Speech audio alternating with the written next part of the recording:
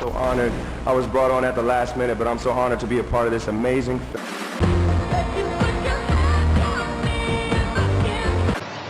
We're going to do a little silly mockumentary based on some of the conversation I had with one of the Howard TV guys. And we thought it was kind of interesting and important to kind of get out there to you. But I didn't want to just read off the Q&A on our next show. So we decided to do it a little bit more fun and do it as a kind of Deep Throat mockumentary. Howard Stern On Demand and Howard TV started in January 2006. He had said while he was still in K-Rock that he was going to be doing something on Howard TV, and it was going to be really exciting and really fun for people to listen to. And it was like, $12.99 a month, which is almost exactly what you were paying for it on paying for Sirius.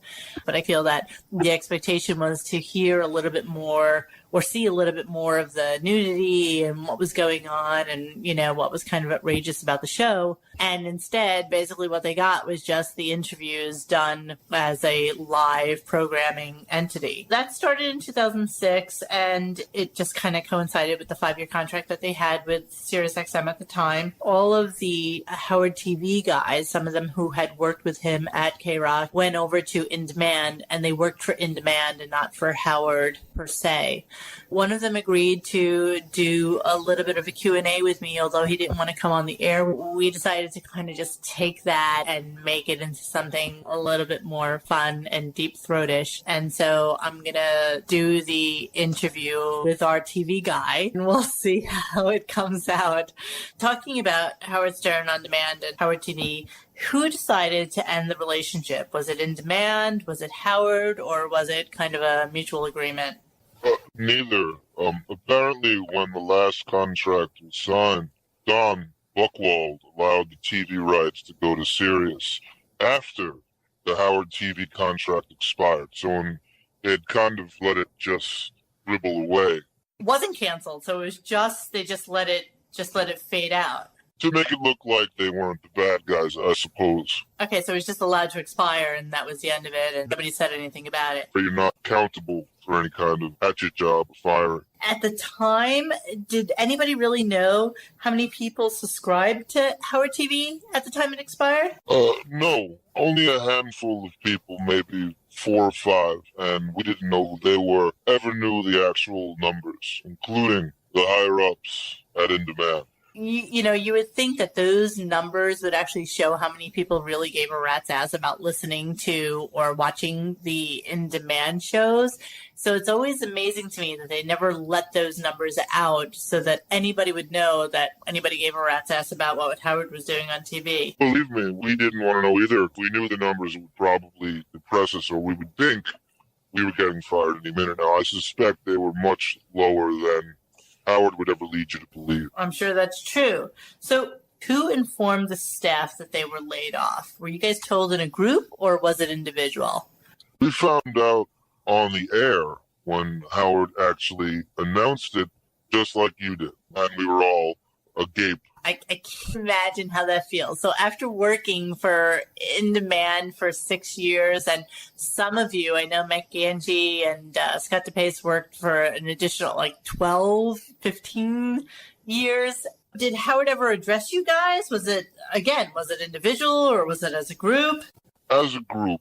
He said, well, you never know. You're around. Could be back in a month. Could be never. But you'll be around. No real goodbye. I mean, it was very, very cold. It was cold for even him. And we're still kind of not... it's very unsettling to this day. Why do you think he's still taping the show? Was it easier to just hire freelancers to do this as opposed to paying an entire staff, or as opposed to, paying you guys health insurance or anything like that? Most likely for the Black Rock deal, he's in the Hamptons, so it's a whale rock. Beth must have saved the whale. Most likely for the whale rock deal. We really don't know. They aren't telling us anything. We did the math. 1 day's pay for him, and I guess what he's purported to be paid, he's pretty much admitted it, would be about $800,000. Could have kept the old school E and Howard TV's guys employed for at least a year. He wouldn't even do that little pittance. Did you guys get any sort of bonus based on the profitability of the in-demand show? Like, was your bonuses based on that? Occasionally, we got a little bonus from In Demand. Not Sirius or Howard, from In Demand. So you actually just worked for them. You didn't really work for the Howard show. Like, you just worked for In Demand. Just In Demand. Howard and wanted to wash his hands, as did Sirius. Anything we got was from In Demand, and they made that clear. 112 Productions is independent of that. Did they give you a decent severance package when they let you go? In Demand gave one. Nothing from Sirius or Howard. Anyone else try to help you guys get jobs, since he and Gary have tons of contacts in the media? No. Flatly, no. I think we all thought the one thing we have here are connections and contacts and references. And I mean, it's as if we vanished off the face of the earth. We might as well be Opie and Anthony. The Howard TV guys really haven't heard from Gary or Howard. Did he tell you guys that maybe there was something in the future for you, like he told the audience? He kept saying, you never know. You never know. With the kind of a wink thing, as if something will come about. I mean, I think you guys even probably heard him say on the air, as the transition to the next year, something huge is always happening. It was as if we were just going to wait around, but he never told us about a new home for it at all. Potential offers for a new home for Howard TV? Maybe he did have offers, but he couldn't strike any specific deals. Couldn't or wouldn't? I suspect a little of both. Not a lot of people were interested, and the ones that weren't offering his kind of money. What honestly are your thoughts on Howard? Do you feel you were treated well by him after over a decade of service? Let me put it this way. If you're a fan, you shouldn't be surprised by the cold shoulder. We love the inside scoop on things that go on behind the scenes. But was there a policy of no one looking at or talking to? Did Ronnie clear the halls after the show? Yeah, kind of. I mean, everyone pretty much knew that he just wanted to go to his office and kind of... So we left him alone.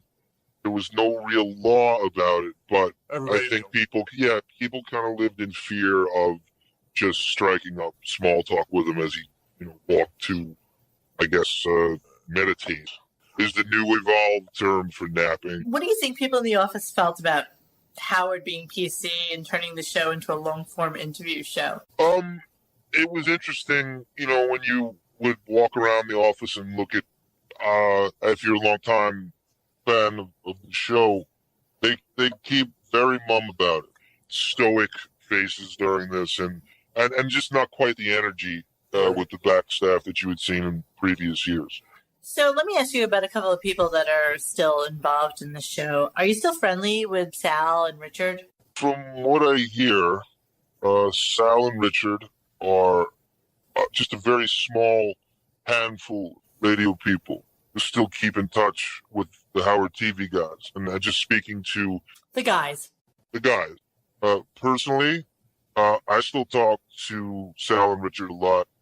Sal and Richard above all of the rest of them. What's your thoughts on Robin? I know she's into some whole new self-help thing. She goes around doing the apology tour. She just had lunch, as we all know, with Jackie a couple of weeks ago. On a personal level, I had always had a great relationship with Robin, believe it or not. And a lot of the TV guys did as well. She was pretty affable when the mics weren't on. She just has a different vibe than Howard does. She's sort of fearless. She was always nice, very giving off the air. Interesting, because you always think of her as being so aloof, and you guys are in. But I could see that. I mean, she lives a real life, and so I guess that makes sense. What are your general thoughts on Gary? Oh, Gary. I think we have heard this from a lot of ex-staffers, and everyone seems to be on the same page with this. One of us even said on the air once that he became quite arrogant. When the show went to Sirius, especially, is when that arrogance had really kicked into high gear. Sure, because you know what? Here's this guy who God knows how much he was making when they were at, K-Rock. And then literally the week that they signed the contract to go to Sirius, he goes out and buys like an over $1 million house in Connecticut. I'm sure he got like some massive sign-on bonus and whatever he got. But, all of a sudden, I think he became the elitist Gary that never really existed when he was at K-Rock. I think Howard must have spoken to him off air and just feeded his head all the more. And I think he viewed himself as sort of the last man standing, with John gone and Artie, a few years later. And so he was kind of still there, and he had viewed himself as kind of, everybody else, waged the same war as him. And he's also a big star fucker. So he needs to be in that, have access to the same people Howard has access to. He never takes accountability for his screw-ups. He'll lie his ass off when he does screw up, and he will always invariably blame other people to the point of pathological. It'll be very interesting to see what happens when Howard finally quits the show, because, here's this guy making probably well over $1 million. Who the fuck is going to hire him to just basically be a show booker, when you can probably get somebody for like $50,000, $60,000 who's super eager to do the job. And here's like a 55, 56-year-old guy looking for another job. I agree. And I really need to ask this. What do you think about Ralph? I don't know if you know this or not, but 112 Productions actually pays him a 401k. I think it's him, Beth. Those are like the people that are on Howard's payroll that actually get 401k monies put into their accounts. But what's your feeling about Ralph? That doesn't surprise me in the slightest, because we always spoke with the guys at Howard TV. Ralph seemed to always be guaranteed a paycheck. Like, no matter what endeavor Howard got involved with, it seemed like Ralph was always guaranteed a paycheck. For everything Howard does, Ralph somehow is classified as a must-hire. One question that we ask everybody who ever comes on our show is, did you guys ever have to sign a non-disclosure agreement? No, we didn't. I suspect that's because we worked for In Demand. He didn't have the authority.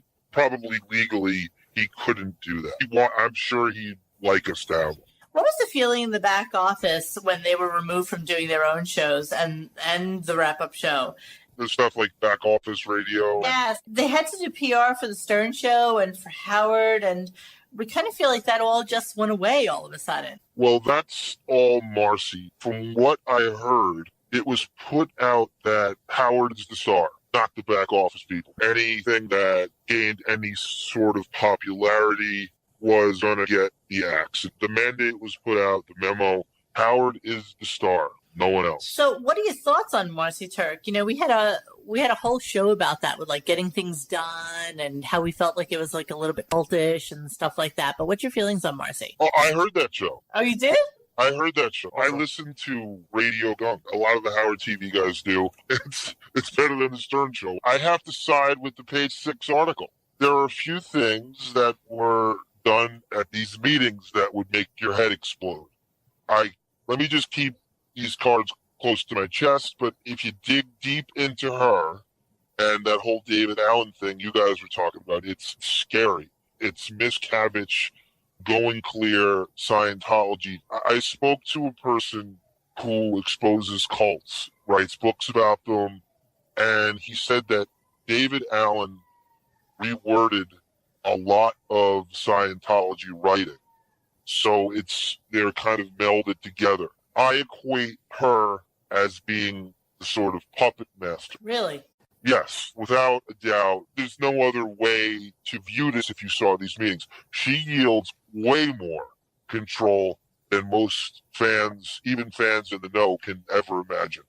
From getting staff members suspended or fired to right down to taking away limited airtime. Why you hear certain staff members just disappear. Do you think that Howard and Fred hate each other, like Starting John has said on a couple of shows? Who knows with that Martian? Nah, I maybe not the best of friends, but no hate. I mean, you never know. He has the easiest job. I have another question. What are your thoughts on Howard kissing up to celebrities that he used to bash, like Jennifer Aniston and Ellen DeGeneres and all that starfgery that goes on with him right now? I mean, I'm probably not saying anything that your podcast hasn't said a million times. But I mean, I remember him back in the days bashing celebrities who were friends with other famous people just because they were all celebrities together. So it really kind of sucks to see he's that way now, and it's so disingenuous, and you just know there's no real friendship or kinship there other than just famous people. Yeah, and I feel like that has now taken him well beyond associating with his fan base. Like he doesn't really have that association with the people that listen to him, the truck driver going across the country and that. He's just lost that guy. He's lost us all. I mean, he lost us as we were filming the show. I mean, we went along with the program. There's nothing to relate to him. I mean, not just now, but for decades, I don't think you could really relate to Howard's real life. I mean, nothing about him that's even remotely close to what the quote-unquote common man does on a regular basis. Yeah. I mean, there was an edict given to the staff, right? I mean, that was one of the things we talked about, just to keep Howard happy. Keep Howard happy, period. That was it was written out in big, bold print. If he ripped on you on the air, brought you in the studio, you couldn't really turn it around. You might have you could have a million things to say back, throw in his face, and there are a million things you can throw in Howard's face. You couldn't use your artillery because it's keep Howard happy. So let me ask you something then. What was the Stern staff's real reaction to Howard doing AGT, and when they found out that he was going to do it straight and not kind of goof on it? They thought it was fun at first because I suspect he thought it was fun, so they think it's fun. And I think they thought that there'd be a chance that Gary's fat face would be on. And when they do those those promos and montages, and they thought that they would eventually, but it changed. It definitely changed him and the show, and you could see the staff really kind of rolling their eyes at it. So talking about Howard being a veal, we all know that they keep a lot of the fan negativity and hate off of the air, but do they actually really keep it from Howard? They try their best, but he has to know at this point, but I don't really think he cares. It's a money thing, and it's the people he surrounded himself with. He can always escape to something coming up, whether it's a huge vacation. I do have one or two questions about his, beautiful Beth O.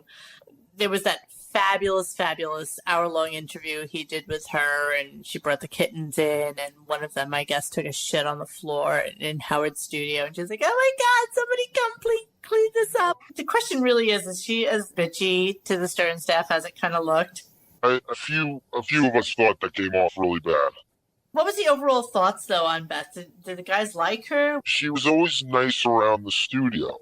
So, but who wouldn't be the way that infrastructure is set up? And of course, everybody was nice to her. So you only saw her in short bursts enough where everybody's nicey nice. I suspect in long form things would change. In terms of the Howard Show itself on Sirius, did you guys ever know what the ratings are? Like how many listeners there were for the show? Any guesses at that? We were on the TV side, so we were never given any numbers on the radio side. Nobody seems to know those numbers, and I think Howard Show is probably the least. They have the most to lose. Right. Do you think that Howard's still usually popular and relevant, or are they just, towing the company line at this point and blowing smoke up his ass? If someone's willing to keep paying him, someone must think he's relevant. He'll keep resigning until it does. I mean, it's hard to walk away from a job that easy where you don't really have to. You're being driven there, and then wants to clear the halls, and you get that kind of vacation time, and how do you walk away? So finally, and this is going to be my last question for you, what do you think the future holds for this show? We aren't sure that could be his only source of income, but he needs to go out with some kind of flourish. There's no way he would leave. I mean, he left AGT after 3 seasons with a full black and white dissertation on saying goodbye to him from some stupid gong show. Yeah.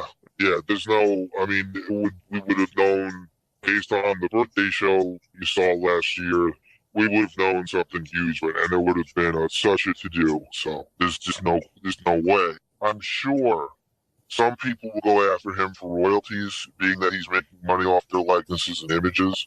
Most of us think he's going to resign, but it'll be interesting to see what he does for going forward into the next couple of years. You're right. He has to go out with something big. It's not going to happen if he's just doing social media at that point. You know, it has to be a combination of being on Sirius. I'm sure he's already cutting that into his deal that he needs to be able to make some big bang when the show is over. You know, something interesting will happen. And unfortunately, I'm really sorry for you guys and, you know, how it kind of screwed you guys over to just hear about you being fired on it. Nice of you for thinking of us. Everybody wants to know what happened with the TV crew, and I really, really appreciate you just talking to us. And I know you couldn't do it live. Can't speak for the other guys. You're going to protect my anonymity like this. I mean, anytime. I mean, I'd love to do this again. The others I won't speak for. Maybe they will come on. And, you know, again, there wasn't a non-disclosure agreement. So you never want to burn your bridges, and you never want to not be able to do something in your desired profession. So we completely appreciate that. Anytime, I'm a big fan, like I said, of RadioGunk, and I will continue to listen to that. And thank you so much. Thank you. Bye. Bye-bye. So, hi everybody, welcome to another episode of Radio Gunk, and in a special rare moment of virality, Gracious is staying home today because she actually cared for a moment and didn't want to get me and my dog sick. So she's... I cared for a moment. she's after you were so fucking evil to me last week. But so I was. I have to admit. But you were eviler the week before. Oh, so. Please. Get over it. Okay. So I am. So she's sick at home, and she's a little verpish and vomitous. So she's calling in via Skype as well as our boy John. And basically what we're doing is a follow-up to last week's Derpthroat show, where one of the guys from Howard TV came on and started talking about a couple of things that happened behind the scenes whilst he was there. And one of the other guys, Lee Gerowitz, decided to come on today and talk to us a little bit as well about his time on Howard TV and what Howard's doing for going forward and how the show is kind of evolving and stuff like that.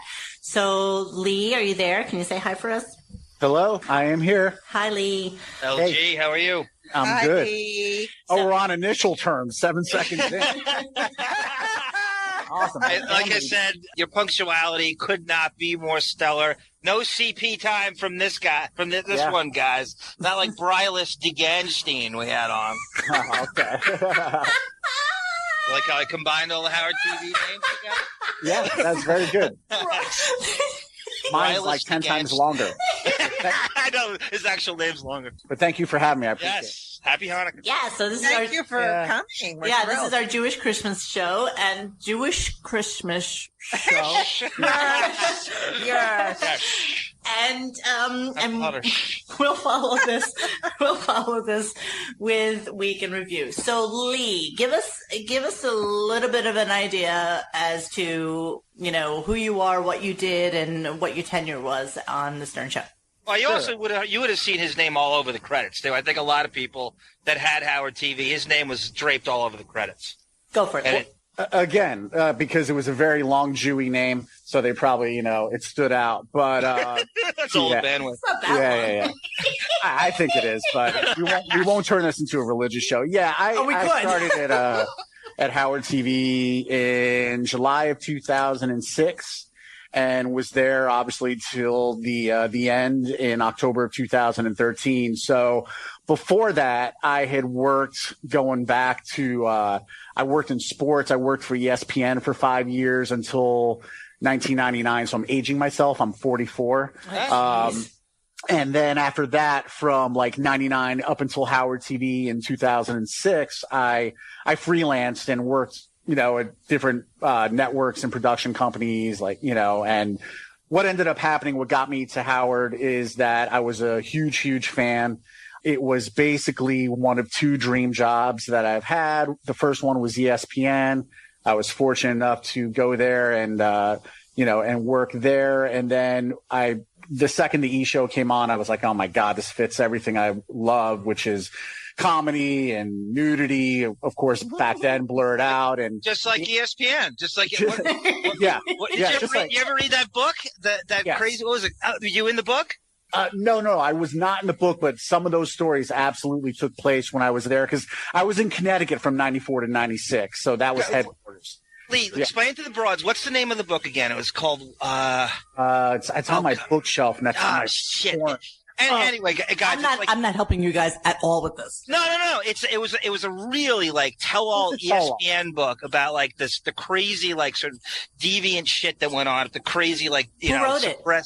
Oh God, who wrote it, Lee?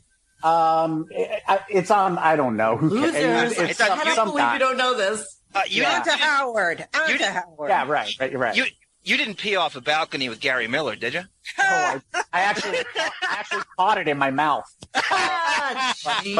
But the girls don't care about sports as usual. So basically, I got to. It was a dream job, and I'd watch and record all the the E! Shows on VHS, and never really thought that I would ever work there because, you pay attention to the show. It's a very close-knit group on the TV and radio side.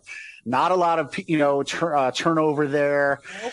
And what ended up happening was towards the summer of 2006, I think that's like around when the economy got bad, the market got bad, and freelance work started to dry up. And one of my former coworkers happened. Well, first, let me backtrack. I'm sorry. Howard TV launched, and I wasn't there yet. And the day it launched, I had not been working freelance-wise. I was off. And I was like, man, the second this channel's available, I'm subscribing. And I literally scheduled out about 8 hours to watch every nude scene I could on Howard TV. I was like, I could not wait to see the stuff that used to be blurred. Yeah. And it was just heaven. And so I'm watching and I got to know people initially through the E! Show by watching the credits over and over and over again. And so that's how I knew who everyone was and blah, blah, blah. So I'm watching the credits for Howard TV, and all of a sudden I see this guy's named Sean Gordon that I used to work with at MTV. Sean was our coordinating producer at Howard TV. And I said, holy shit, I have like somebody I know there. I immediately went on the internet, indemand.com, one of the worst websites you'll ever see. I got their main phone number, and, someone answered, and I said, can I speak with Sean Gordon? He didn't pick up. I left him a voicemail, and I basically was like, look, I will do a lot of things if you can ever get me in there. What kind of things? Oh, I'll drink their urine. Yeah. No, but I was like, hey, listen, if anything ever opens up, let me know. I don't hear back from him for a little while. And then around when they were doing the film festival, I got a call from him, and he's like, hey, we have some freelance work available. And unfortunately couldn't work out because, at the time my rate, it's going to sound like I'm being an ass. I really don't mean to. But they couldn't offer my rate. Like it was much lower. Of course I would, they didn't have a big budget. And they had just started. John, he's Jewish. So and I'm Jewish. So I was like, you got to pay me. So, I'm just fucking with you, Lee. You know that, right? No, of course. Listen, I'm probably the worst Jewish person around, and I make fun of everyone. So that's okay. Most Jews in New York are atheists. It's okay. Move on. Yes, that's what I am. So anyways, what ended up happening was I had to say no, and because I just had too bad, actually. Yeah. So I was like, it was sort of heartbreaking. So I'm like, that could have been my one chance. But Lee, can I ask you what the budget was they were proposing at the time? You mean what they were going to pay me? Yeah, why couldn't they pay you? What was the budget? I don't know what the budget was, but they'll never tell you. That's part of the. I'm sure. Well, no, I don't. I really don't know what it was for the film fest. All I know is that most freelancers would get paid on a daily rate, and it was percentage-wise like maybe 2/3 of, not even that, of what I was at the time. I got to tell you, man, you're really you talk about going after your dream. You're really resourceful because that was at a time when the internet was not very omnipresent. Yeah. And you had to you're looking at shitty websites and you're calling people, you're kind of cold calling people. That's very ambitiously kind of resourceful, you hooking that up. No, I mean, you sort of had to be like that as a freelancer. I mean, what I used to do is I pop on the channel guide on my cable channel, write down all the channels I'd be interested in working for, and then just go on the internet and find their websites. But, you also build up contacts too. Right. And freelance becomes word of mouth. So you start getting jobs just from other friends and stuff like that. Right. I had a lot of contacts, but the problem was we were all everything was drying up because the market crashed. And, for TV, that meant budget cuts, layoffs, stuff like that. So what ended up happening was I said no. And I was like, man, I was torn. But I don't know, maybe a month later or so, I was doing another freelance project. Sean calls me and goes, hey, we've got 2 staff openings for producers. You want to come in and interview? And I was like, tell me when. And lo and behold, I went in and interviewed with Doug and Ganji. What they wanted to do was bring in a producer or 2 producers who basically could help produce shows that would sort of extend what was happening outside the studio, like the original programming, more reality stuff. And I was like, that's right up my alley because storytelling is what I'm all about. As much as I love the multi-camera studio show that, documents what happens on the radio show, that's what I wanted to do, come up with ideas. And so thankfully I interviewed. I got it. And then the other position was, I don't know if you guys remember back in the day, there was a guy who I'm still good friends with, Jason Sorotin. I saw the name in his credits. Yeah. Yes. Yeah. He actually entered the film festival and submitted a film. So we were the 2 new hires. Jason's awesome. One of the most talented people ever. I think he only ended up staying about a year or so, but I got the job thanks to Doug and Ganji. I'll always be grateful for that. And to be able to have 2 dream jobs in my life, is in between all the bull crap or aside from all that, that was awesome. So by the way, are you right now currently waiting, by your phone for a call now that it's been announced that Sirius is developing a Howard video stream? No, I'll make this clear right from the get-go, and I don't say this with bitterness. I just want to be right up front. I do not have interest in working for, the show again. I've moved on, and I'm sure you guys will ask me, when it ended, it was a tough pill to swallow for everyone. It's like, where were you actually? We love that question because I'll tell you the story. Derpthroat actually answered it very succinctly in that they heard it on air. Yeah. So we are all just amazed. You heard it on air? Yes. I'll tell you what happened. Yeah, tell us. Lovely. Well, what happened was it's sort of got to be set up with the scenario at the time. Our contract was up at the end of 2013. We had been through this situation a few years before when his contract was up and it went down to the last second and he renewed. This time was a little bit different because, we just sort of saw the writing on the wall in terms of, In Demand had sort of pulled back their support of us, really didn't market anything that we were doing for quite a while. Well, why do you think that was? What was the viewership like at that point? Do you know? You didn't get numbers, and that's not a lie. But let me tell you why. That's what Derpthroat said. It's exactly what Derpthroat said. No, he's telling the truth. Yeah, I know. And you have to understand something. It was odd for me back then, to not know the numbers. But now, if you look at services like that, for example, like Netflix, they don't do that either. And this is why I think it happens, because what ends up happening is that people used to just go off TV ratings, right? To go back to the Netflix comparison, it's a harder thing to measure. If the man were to say this many people watch an episode, people would equate it to ratings. And it's sort of unfair because our channel was not available anywhere close to what the number of viewers could be to, on cable. And stuff. Know, but you're paying, but as opposed to a Netflix where I'm paying one price to watch every single piece of programming on there, I'm paying specifically to just watch the Howard Stern show. It should be easily quantifiable to say, okay, this many people are watching this show on In Demand, as opposed to a Netflix where I just pay one price to watch everything. Yeah, listen, I'm with you. I would have liked to know, more details, but part of it might have also been the fact that In Demand, it being a new service and stuff, they may have not wanted it publicized either, just for sake of being misjudged. And And, but I got to tell you, it's very, very hard with these on-demand type of services, whether it's streaming or whatever, to really give like an accurate, I mean, it was back then, not now. But, they just don't like doing that. Like Netflix doesn't do it now. So it's actually sort of the norm, as annoying as it. You know what? And then I'm just going to disagree with you only because we paid specifically for that specific show. So that's just a pure number. That has nothing to do with anything else streaming or anything like that. It's a pure number, right? I mean, exactly. I would think. I can't imagine. Right. It was almost like I had it. I thought it was $9.99 a month. I got rid of it because he evolved and it was boring and he only worked 3 days a week. How many people could have been a lot of guys wanted to see tits and ass. And, once he stopped putting, disgusting cloth girls on the Symbian, it was not the same. Symbian. Symbian. Well, Symbian. It's like Simba. I remember vividly Doug Goodstein, who used to stand up to Howard all the time. He was in there and he told Howard, your constant vacations and your shitty guest rotation, we're getting people canceling on demand. We're not the menu changed about as much as Costco's concession stand. I mean, you'd have like 2 months, and it would be the same Victoria Zdrock, the same fucking Howie Mandel video for months at a time.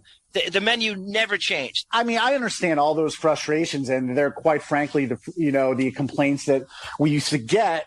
The TV side, especially the E guys, and even the radio guys, they have pretty thick skin. Like, so when we get that kind of criticism, because sometimes we hop on certain fan network, which, by the way, that site can suck my ball sack. Okay? It's gone. You don't know it's gone. And if by some way somehow Mutt heard this, you can suck my asshole. Oh, that's you got to. Mutt is gone. You don't know. No, I don't know. Your network is over. It's You're not over. missing anything. Good. Leo, you on dogs? Leo, you on dog shed?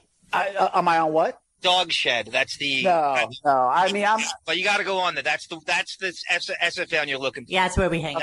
My whole point of bringing it up was that's we sometimes read that and laugh, but people did have some good criticisms of that, what you guys are just saying. And our hands were tied a little bit, but that was part of the deal. Like, people agreed to pay Howard to do 3 shows a week or whatever. And hey, if people are going to pay him that money to work that schedule, I mean, you can't blame him. I'll take the money too. No shit. So is it frustrating for viewers? Yeah, but that's where we were trying to rely more on our library. And, I mean, listen, we always understood where people's complaints were coming from. But then P.S. You get to 2013. He's not renewing the contract with In Demand. Oh, right. It's just going to revert back to Howard's stations, I guess, right? I mean, well, I didn't tell you guys. Yeah, you asked me what my experience was when I found out.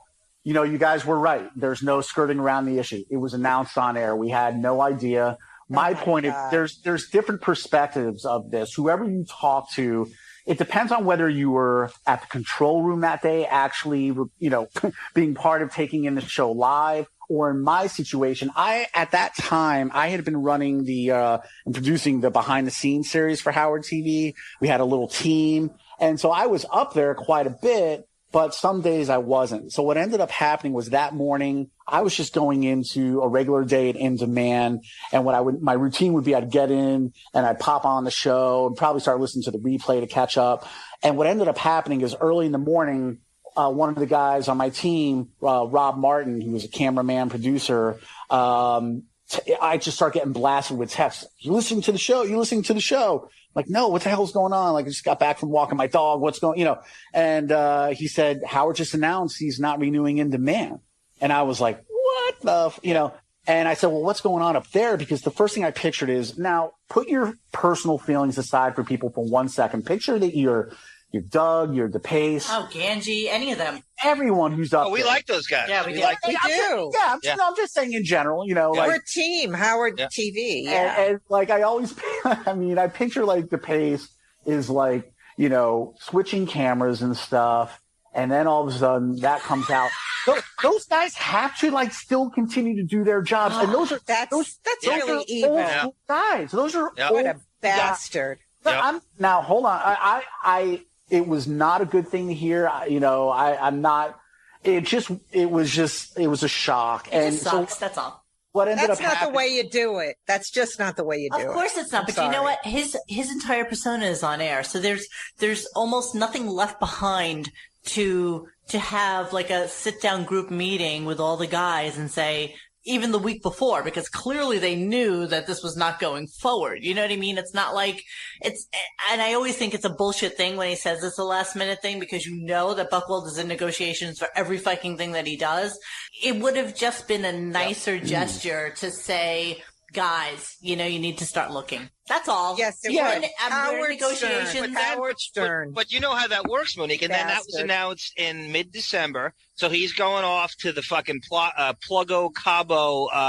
No. It wasn't announced in December. It was announced in early October. And so what happened was, when he announced it, Doug Didn't he go on vacation like the next week? I don't remember. I truly don't remember. But Doug had to put out his fires up there, and what ended up happening is the majority of us who were back at In Demand, we were just sort of waiting to hear what was going on. And look, it was the end result of obviously like a really bad, terrible mistake by Howard. And I'm not defending it. Trust me, I have no defense for this. It's inexcusable. It was a huge miscommunication, and I still to this day can't fathom how that could happen. But did you ever hear anything? Like, what was the follow-up to that, though? So here you are, we're out of jobs. What's the follow-up to that? Like, well, you got to understand something. When he made the announcement, we didn't. Because the channel was ending, obviously that meant jobs were going to end, but we didn't know details. You didn't know when. So what ended up happening is, unfortunately, because of the mistake, and again, I don't think he intended this, but it was a domino effect. In Demand, by the end of the day, and now In Demand has some, this is my opinion, they have some blame in how they handled it. I've always been pissed about it, and I'm not trying to say hurtful things, but what happened was at the end of the day, they sent what I think should have been just an email just to the Howard TV guys. And what is saying that basically because of the announcement, we're going to stop production in 2 weeks. That email went to the whole company. So, it went from the morning hearing that he wasn't going to resign his deal, which was not, that part wasn't the surprise, to the later on that day, our day ending with most of us were going to be done in 2 weeks because a small crew stuck around just to help clean things up. So 2.5 weeks later, I was personally done with In Demand, and it was, it was a heartbreaking thing. I know when you initially hear me say this, you're going to think I'm saying something and might want to interrupt, but he didn't owe us anything. Like, what he owed us was, this is when the contract went through. So however long that lasts, we were presented with the opportunity to have a job, and everybody was very appreciative of that. Beyond that, it was always our choice. If you want to stay here, you can stay here. If you want to leave, you can leave. But the one thing that I felt was really owed to us was obviously a lot more respect in the way the situation was handled. And it got majorly screwed up. But beyond that, before that, he didn't owe us anything. He gave us this platform to have a job. But if we knew that situation was going to end or change at some point, it just didn't get handled respectfully. And a lot of people got hurt because there's a lot of people who have lives, Of course. So what was your feeling a couple of months later? Sirius goes and spends a fortune on the Howard Stern birthday party and uses like this expensive outside video team to film it as opposed to you guys. I thought that was kind of crazy. Wouldn't that be a good send-off for them? Right. That'd be a great crescendo. There's part of you that, as a fan, now I was back to being a fan, you sort of, and this was a few months later, you're like, I thought, okay, maybe there's an outside chance get invited, but I sort of understood, like, if I didn't get invited, it's okay. Robert Downey Jr. had to get there. No, listen. I'm just kidding. Mom had to be there, not you. Exactly. But my honest point of view is obviously I would have loved to been there because while I was there, they didn't do any of the birthday shows they used to do. And I wondered whether it would be like there would be a gesture to invite the Howard TV crew. And then I know you guys are going to jump in, but they said that they were booked solid or they didn't have enough tickets. Oh, by the way, I was in the middle of listening, and what's interesting about the birthday show is that even though they said that the venue was booked solid, Ross Zapin was outside handing tons of tickets out to just people walking down the street, just to fill space, just to make it look like the place was packed out. Feeling is, and when I would get together with some of the guys who weren't like old school guys like me, we'd catch up and have beers. We were all sort of like, we understand if we don't get invited, but, we felt really bad. And this is the truth. Like for guys like, this is my personal feelings. I felt terrible for DePace. Of course. And I felt bad for Richie Wilson. I felt bad for Brian Phelan. I just did not and that was like sending a message that had to be awful. So, I can never speak for them, but man, if I was with that show for 15 or 20 years, okay, you understand business is business. Of course. Look at Jackie. We interviewed him, and, one of the biggest things he said was how slighted he felt that, Chevy Chase was invited to the wedding and not him after working with the man for 15 years and feeling slighted. Well, imagine Howard was treated like they were treated. Could you imagine? He'd still be talking about it. No. So yes. it's like, all right, juice. We want some juice. Yeah. So we want to talk about some things. We want to talk more about other things. anti-Semitism. No, stop. Howard did some sort of video tribute for his family before he kicked the HTV crew basically to the curb. And it was private and it was meant for just his family. And we were just wondering if you knew anything about that. I really didn't. If there was anything that was done, it probably was purposely kept like out of edit rooms that we would always go into. I honestly don't know. And I will, if I know something and I can tell you, I absolutely will. During the Hurricane Sandy rant, how did you guys feel about like that whole thing? Look, you guys have to understand, or you don't have to, but it's like it always was back in the day. It's a reality show. So that's what it was. And you have all these different personalities, some people funnier than others. And that's why like those E-show guys and the guys on the radio staff who've been there a long time, man. I think I have balls or whatever and I can take a lot, but Doug had been through that before where he got railed on. And I think part of, they obviously got that and maybe it was partially being annoyed, but it's more of a question for them. My perspective is from the outside, but I think it's safe to say it's a combination of, I was, annoyed, but you move bottom on. line, they have to move on with that kind of show. Or else your feelings going to be hurt all the time, So this is a really big radio. question from a lot of people, though. What basically is the staff feeling, do you think, about the editing of old tapes to remove like bad words and inappropriate words and PC things? And sometimes things just from a legal standpoint had to be removed. I just want to say that's always out there, because of libel or whatever. At the end of the day, you may not always agree with it, but it's his name. If the show were to take criticism for keeping something in that might be offensive, and I understand people's frustrations, I'm just saying the other side of it is that, like the person who's going to get destroyed the most is him. So I guess at some point, if certain things started to bother him, it was his right to say whatever he wanted to. You know what that's called, John? John, that's called Turk editing. We're just curious about the inception of the Marcy Turkism of the show. Oh. The new David Allen Miscavige cult leader has been here over and over again. The fidget spinner. Ginger fidget spinner. The ginger fidget spinner, as Monique has coined. I think Howard just I think that for him to continue to doing the show, he had a vision of the way he wanted things to be. Whatever his vision was, he just felt like he needed somebody to help him streamline that vision with the team that he had, and she came in. But why her? Lee? Why her? Where did he find her? Why her? I don't know exactly. It was just his way of wanting to reorganize things, and it was a little bit of a shock to the system. But once I personally sort of was like, what is going on? Yeah. I also realized that the other option is the guy gets burnt out because of whatever is burning him out, and he just says, you know what, we're not doing the show anymore. So it ended up becoming for me, well, if that's the way he needs to do the show and for me to have a job, cool. Now, for my purposes, when I did the behind the scenes show, the best content was that organic reality type stuff that would happen in the hallways and stuff. And also it wasn't just great for the behind the scenes show. I should add that it's great for the daily TV shows too.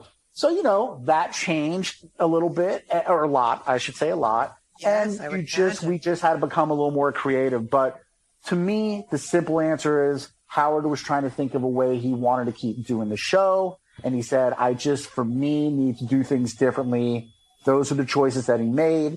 And he felt that somebody needed to come in and help him out with it. That's the best way I can describe it.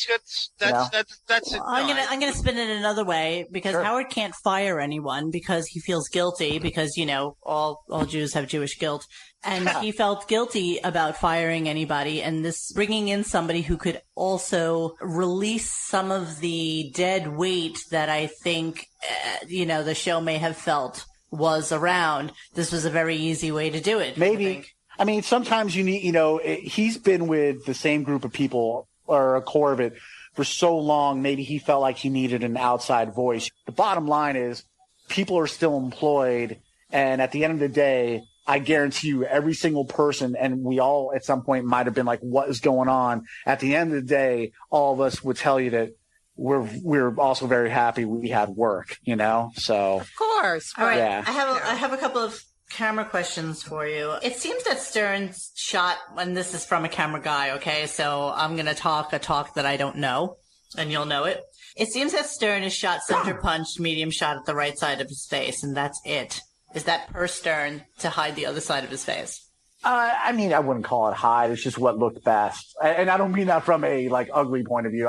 But that's common. It's With everybody, true. Yeah, you can't make fun of I could understand fucking Zsa Zsa doing that because she wants it faded so they don't see her like shitty fucking wrinkles. But with Howard, Zsa Zsa doesn't have wrinkles, though. You know what? Neither does Zazu. This is the way I put it. If my fat ass was on TV every day for a lot of people to see and potentially criticize, I might ask for certain, whatever setup. Well, that's human. Lee, I saw a picture. You look like the Liev Schreiber of. I'm not a bad looking guy at all. I'm hot as hell. No. My other camera question is, I'm having a fuzzy thing from one of you guys, just so you know. Well, Fuzzy? It's you, Grace. It's me? Yeah. Am I still fuzzy? Yeah, very. Yeah, I hear it too. You may want to hang up and call back. Okay. Go ahead. Lee, let me just follow up on that. We have a poster, very clever poster named Benjamin on Dog Shit. And he put a compilation together of Howard posing with I think it's 40 different guests, yeah. More than that. It's got to be double that. And he is creepily insisting, crowbarring himself on the right side of these guests every fucking time. Yes. He wedges himself. One pose, Wigbot Crane, wedging himself into the couch, no matter who the person is. From diva to diva. This guy has to sit on the right side. It's beyond. He has to be photographed on the right side. He has to sit on the right side. Well, it is true. I mean, if we were on TV and we did have a bad side, good side, and Howard's sides are debatable. Yeah. But I wouldn't go on TV if I looked like him. I just wouldn't go on. that's why he was on radio, you guys. He didn't have a face for TV. Yep, that's but right. he thinks he's handsome. You can't have both. You can't have both. There's no way he thinks he's He was on AGT, Lee, and he sat on the fucking right side. AGT. Yeah, I didn't watch that show. Nor did I. Not once. Never. Not my That kind was a of shit show. So a lot of people are really curious about the whole Lisa G scenario, and we were wondering if you knew anything about what happened with that. I really honestly don't know. She was very nice when she was there. It's one of those things where, that's the beauty of the show. You bring someone like her in, and the show is all about chemistry or lack of chemistry, right? And either way, that's what makes the show work. If there's chemistry between people, it's great. If there's not, even better. She was like just this straight-laced person that was mixed in with a bunch of guys, and it was beautiful. But I honestly don't know what happened. Well, did you ever get cookies from her? I think I did. She could bake her ass off, man. She could But did bake. she eat them? Because she's really thin. I mean, my goodness. But a lot of women like that, like to make food for other people. That's and weird. eat their own Yeah, I think food. that's what she did. Especially when you don't use the other cookie. I never will. Any thoughts on Benji and how it I love that amazes dude. all of us You that do, he isn't huh? able to Yeah. sustain a job? Honestly. Yeah, what's with the Howard TV guys and Benji? Just everything about Benji drives us insane. The Elisa show, everything. I mean, just everything. Lee, you know how reviled he is by the fans, right? I do. Yeah. But you guys love him. Poor kid. How come? That's again another beautiful thing about the show is you ask me, a new school guy, Yeah. I have one opinion. You ask some of the old school guys, I don't think they would say, but they might have a different opinion. That's the beautiful thing about talking to people with different experiences on the show, because my perspective is totally different, and I've never acted like I was one of the guys that had been there for 15 or 20 years. I knew my place in that sense, but I mean, yeah, I did not know sometimes what was real and what wasn't. The most important thing to me first is that you're not an asshole, and he was not an asshole. Right. And that makes it easier to deal with all the other shit. Yeah. God, there's a lot of energy to do some of the stuff he did. I did personally not try to become close to Elisa because I think that just speaks for itself, and I don't give a crap what he would think about it. I like him. I don't necessarily have to like everything. Of course not. Did Elisa at the time work for the show as well? There was always like some fuzziness on what her role was as a paid person on the show. They didn't want to admit it. They were forced to admit it at a certain point, and then it got exposed. Oh, because Benji exposed it. Yeah, She exposed it as well. Yeah, Right. it was okay. When she got canned. Yeah. Right.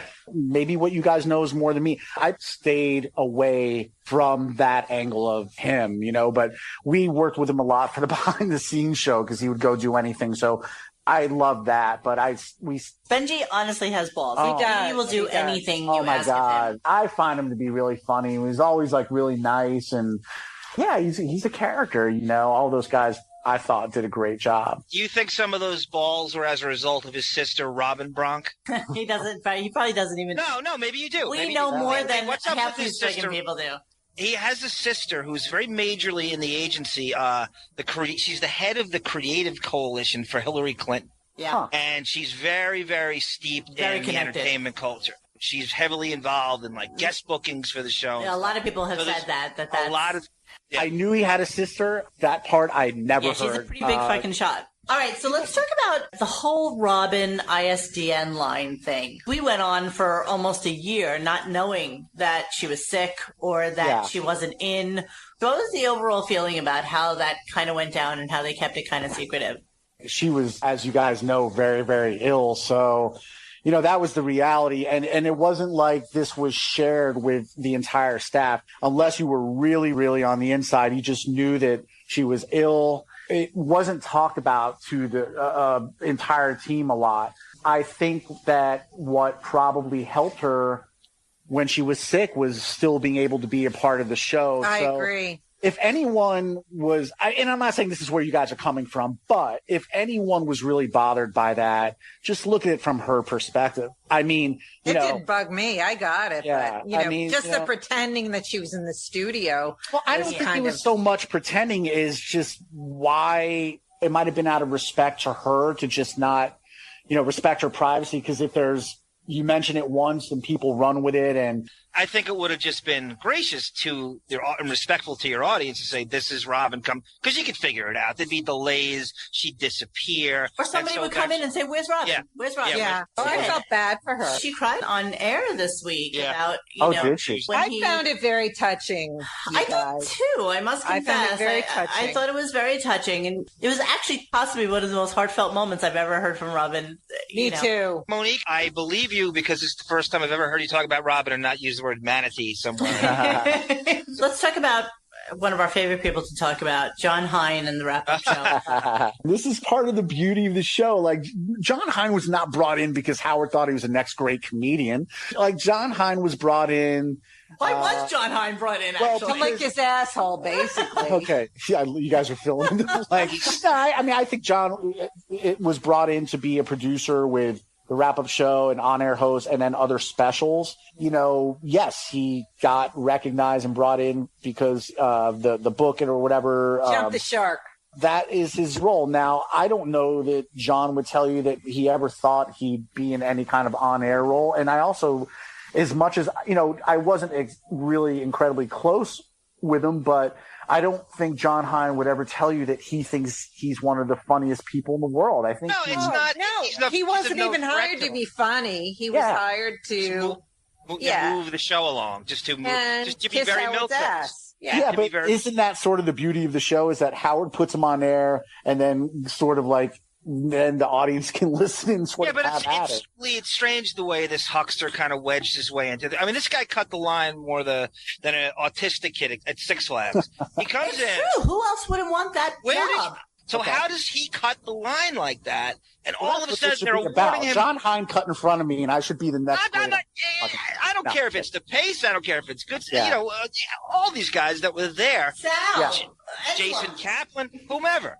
How could this, where does this come from? There's got to be some other inner workings. Is it a Buckwald thing? Maybe. Perhaps. I don't know. If I had the opportunity that he had, I'm pretty sure I would take it too. But I understand, you guys, like, the fans are passionate and you guys feel the way you do, so. Well, he doesn't put ketchup on his hamburgers. Especially after the wrap-up show changed to just being this blathering bullshit. It was so much fun. It was called Howard Stern Wrap-Up Show. Right. It was so much fun. That's something I did notice that it became more. Yeah, and the wrap-up show when we were there it was a phenomenal extension of what just happened. Exactly. I wasn't on the air a ton, but one of the times that I think the only time I ever got into like an on-air fight was the Pace and I had this big disagreement, and it happened mostly on the wrap-up show. And I was like, oh my God, this is real.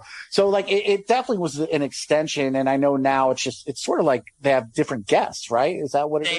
They have a lot of, it's the C-list and D-list people that can't get on the actual show, but are complete and utter fans. And most of them are on ISDN from like LA or something like that. And just kind of calling in to just like touch base with what went on with the show. But nobody really comes in anymore. You don't hear from Sal. You don't hear from Richard, and just as a general rule, you don't hear from them at all anymore. Well, I mean, that's kind of the neutering process, because the wrap-up show he was threatened by, because like Back Office Radio, it was deemed as better than the actual Stern show many a day, and it was, because that's where the real shit was happening. No more of people coming in and talking like shit about what was going on behind the scenes. And you must wear blazers now, boys. Right.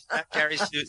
Can we talk about Artie for a second? I have a soft spot for him because one of those Secret Santas, he was my Santa and gave me like lucky guy. Oh man, I got like 4 Yankees tickets, gift card with like $400 to a Yankee store, and wrote me a letter that had the handwriting of a 6-month-old. But but I got to tell you, the thing about Artie that I personally experienced, and a lot of other people did too, is, with all his problems, and I think maybe it was part of his problems, he had a really big heart. Sometimes you get a little overgenerous with people, and maybe they take advantage of you. Yeah. But man, it's sad. Sure. But I know. I want to ask you this, because I know you guys were located downtown in like Soho, right, or Tribeca? Yeah. Why don't you right next to Artie's studio when he was doing the show with Nick DiPaolo? Actually, some of the old school E guys, like I think Ganji, I'm not sure I think Phelan went, maybe Rich, I'm not sure, but they actually, I never went, but they actually visited him, I think, a couple times. It was right up, DirecTV had like these studios up the street on Varick. It was in close proximity. Well, it was, his departure from the show is still baffling people, just in terms of, they won't even do a fucking phoner with the guy. Not even thanked in his shitty speech at the end. Marcy. All they thanked was Marcy Turk, right? Yeah. Wasn't that basically it? We say this all the time. Artie was instrumental in taking that show to Sirius, because he was a major reason in that show having legitimacy on Sirius. An amazing storyteller. Absolutely. There's no one who does not miss, or did not miss that. He obviously, there were a lot of issues. So, obviously. Did you ever see him when he was high? Did you? And the you rumor, really weren't there very often. Actually, let's talk about the TV thing, because Grace says that she saw it, but I don't know necessarily that it actually happened on air on TV. But what was the whole story with people actually saying that Artie actually snorted on air? one time. Do you remember that? I don't really know. I wasn't there. Licking. It was really. It was on his arm, and he was like licking and sniffing. Like something like Scott Baio's penis said something fell out of Artie's jacket and appeared to be like a vial of Coke. And Gary screamed, "What the hell is that?" I really don't know about that. But going back to your earlier question, whether he was high on air, I mean, we did Howard TV episodes that, when Artie was right. When he was sleepy. So, I mean, look, that's not gossip. That's just what went on air. So I think the answer was there, But the funny part of it is that Howard used that as fodder, as, look at Artie is asleep. Listen to him snore. And all the while, the guy's shooting up and he's doing nothing. He's using it as comedy here. And I thought that was pretty pitiful, frankly. People are going to have strong opinions about it. And I think that some of us you got to step back and let people say what they need to say, because there's a lot of different kinds of opinions and most of them are not, inaccurate.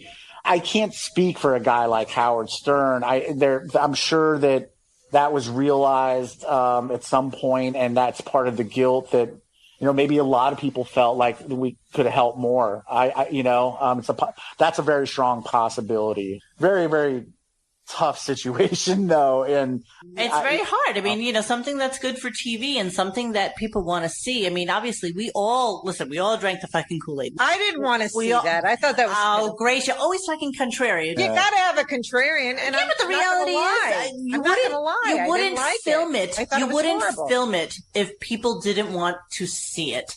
I was abhorred by it as a guy who wanted someone to exert effort. I didn't care about the right. I'm like, I don't want a guy comedian sitting there, getting $1 million a year sleeping. I want someone bringing it. Take him out, bring in Adam Carolla, bring in whomever. That's what I was pissed about. You're right. You're right. Because then the funny's gone. Then the funny's gone. It's so amazing to be there because it's, everyone gets caught up in that world. And it's like when you walk through back outside of the compound into the regular, it's like, it's different. And it's very easy to get caught up in all the drama and stuff. And I'm far from perfect. I know sometimes I did on my own different level, and, it affected maybe, you had some things with people and stuff. It's just, I'm not making excuses for anyone, but sometimes it could overshadow your decisions that you make. There's only one person who could really talk about that. And I think truthfully, and I am definitely, my point of view is just from a distance, and that's why I'm here with you guys, like just to give you a little bit of insight, and hopefully let's talk about our most favorite person that people, and that would be Gary. We always hear conflicting things about Gary, and, I'm fairly good friends with a couple of people that used to be on the show, and as is Grace, and we always hear stories about just what a fucking dickbag he became when he started to make a lot of money being serious and not the same guy that they knew. And, what was your overall feeling about Gary? Well, those people who said that he wasn't the same that they used to know are probably people that go back with him 15 or 20 years. So those opinions are very, very, unique to them. Me, that guy was nothing but nice to me. I know that just from the way people would talk, like, people, you gossip about everyone. Again, you get caught up in the show, but he treated me, I know this isn't the sexiest answer, but he was always very, very good to me. And because I had like a really annoying job with behind the scenes, I would go around to all those radio guys who were fucking so nice to me, giving me their time. And so were the TV guys. And I was annoying to everyone. Like, hey, Will, do you have 15 minutes today while you're trying to do your fucking job? And for my really important behind the scenes show, sit with me in a closet in a green screen. Gary, they all always did it. And Gary did it. And he would be very upfront. Sometimes I know he's a little annoyed, but he always did it. And, my personal experiences with him were like, we would just sometimes shoot the shit for 10, 15 minutes before we get rolling. And cause he lived close to where my family lived in Connecticut. But yes, there are definitely like older TV guys or, who've been there a longer time who, some of it was on air, issues they had. And, you guys have heard that stuff before, but yeah. I don't think he walked around like some arrogant guy. When you guys filmed him sleeping, because that's like such a classic fucking video. So happy you asked me about this. Yeah, that was great. One thing, as much as I love Gary, I'm pro us, right. Look. Gary, more than anybody, knows the setup. You have a camera there. Whatever their deal was they had about it being on, off, okay, whatever. Let's just be real here. Again, you're documenting every single aspect of a radio show. This was the greatest radio reality show there ever will be. I'll be damned if you have a group of guys sitting in a control room who find out that he's sleeping. And I mean, you want to be that guy who makes that call and goes, no. I mean, the call, and I wasn't part of it, but, the call was made. Okay, there's two sides. We know he's going to get pissed. Those guys have been there for years, and they've seen him pissed many times, and they've had their, ups and downs. So they're like, it's just another, he's going to be pissed. Okay, we can deal with it. Let's get some great TV and a great segment. And they made that call. If it was any other show, it might be a little creepy, but that show... you got to do that. How pissed did he get? How pissed did he get at you guys? I remember being like, it was a legitimate beef. I mean, Doug is like, I love Doug, and but when you mess with him, he's going to stand up to you. Yeah. And I love, and Scott, forget it, man. Like that. I'll say one thing about Scott, is what I love about him is like, he believes what he believes.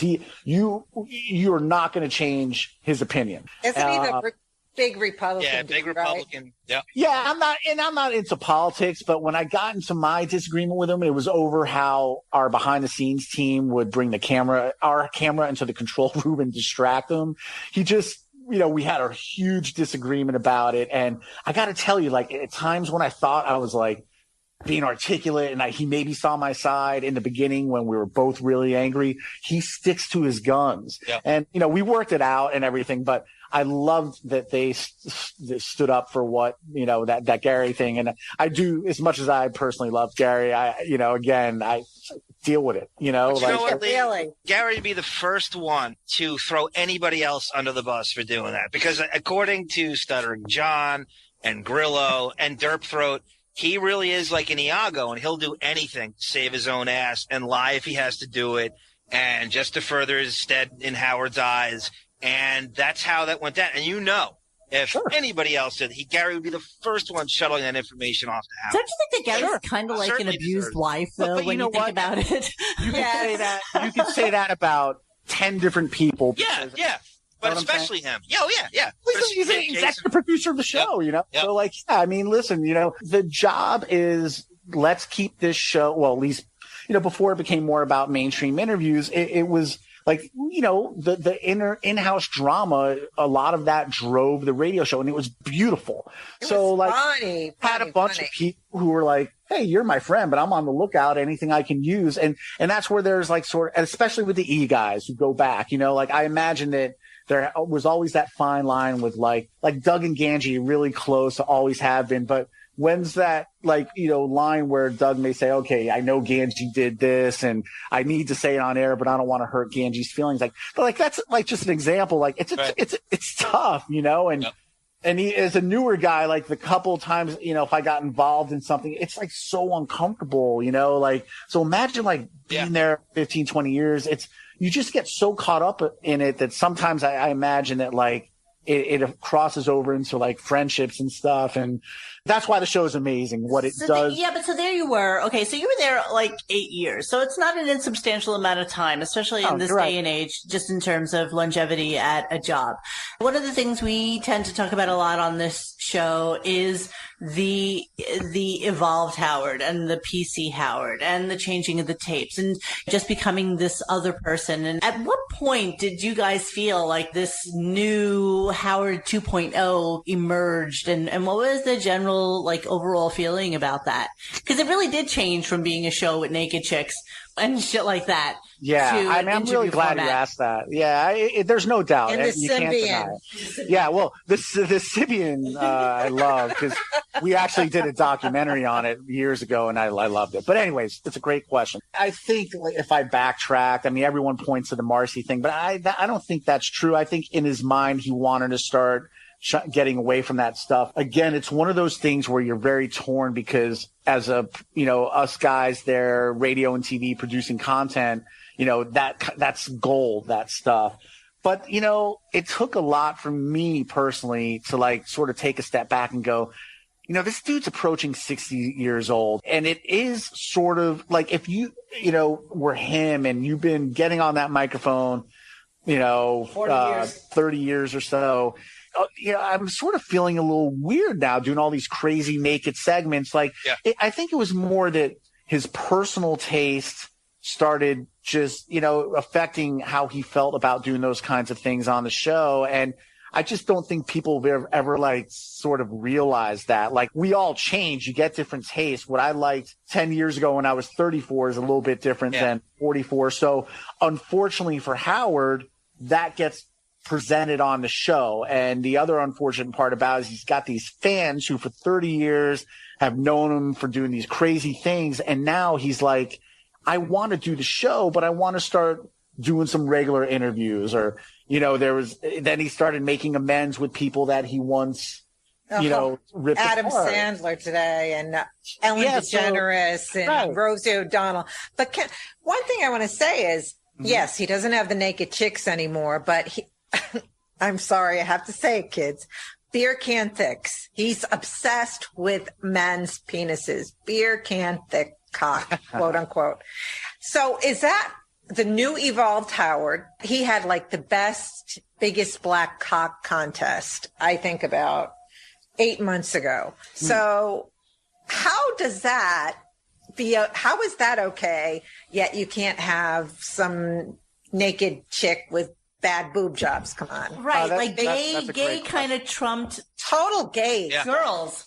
First, let me make, I should say, you sort of asked before quickly. I stopped listening because for me, I needed to, I hope I don't sound like a baby. I'm just being honest. Like, it was a tough situation the way it ended, and I needed to sort of step away from it. I would go on. Yeah, well, I would go on like Mark's Friggin' and read the recaps, but then I got really busy, thankfully, working. And, you guys tell me that there was a big black dick contest. Beer can thick. I mean, clearly he's just trying to promote diversity. No, I'm just kidding. I can't answer that. I don't know. I don't think he minds doing the nudity. I just think that it hasn't happened in forever. And he's kind of gone to the dark side in terms of like gayness and Benji with the finger up the ass and, the black cock contest. And whenever George is in, just asking constant questions about their sexual exploits. I don't really feel like that's his demographic.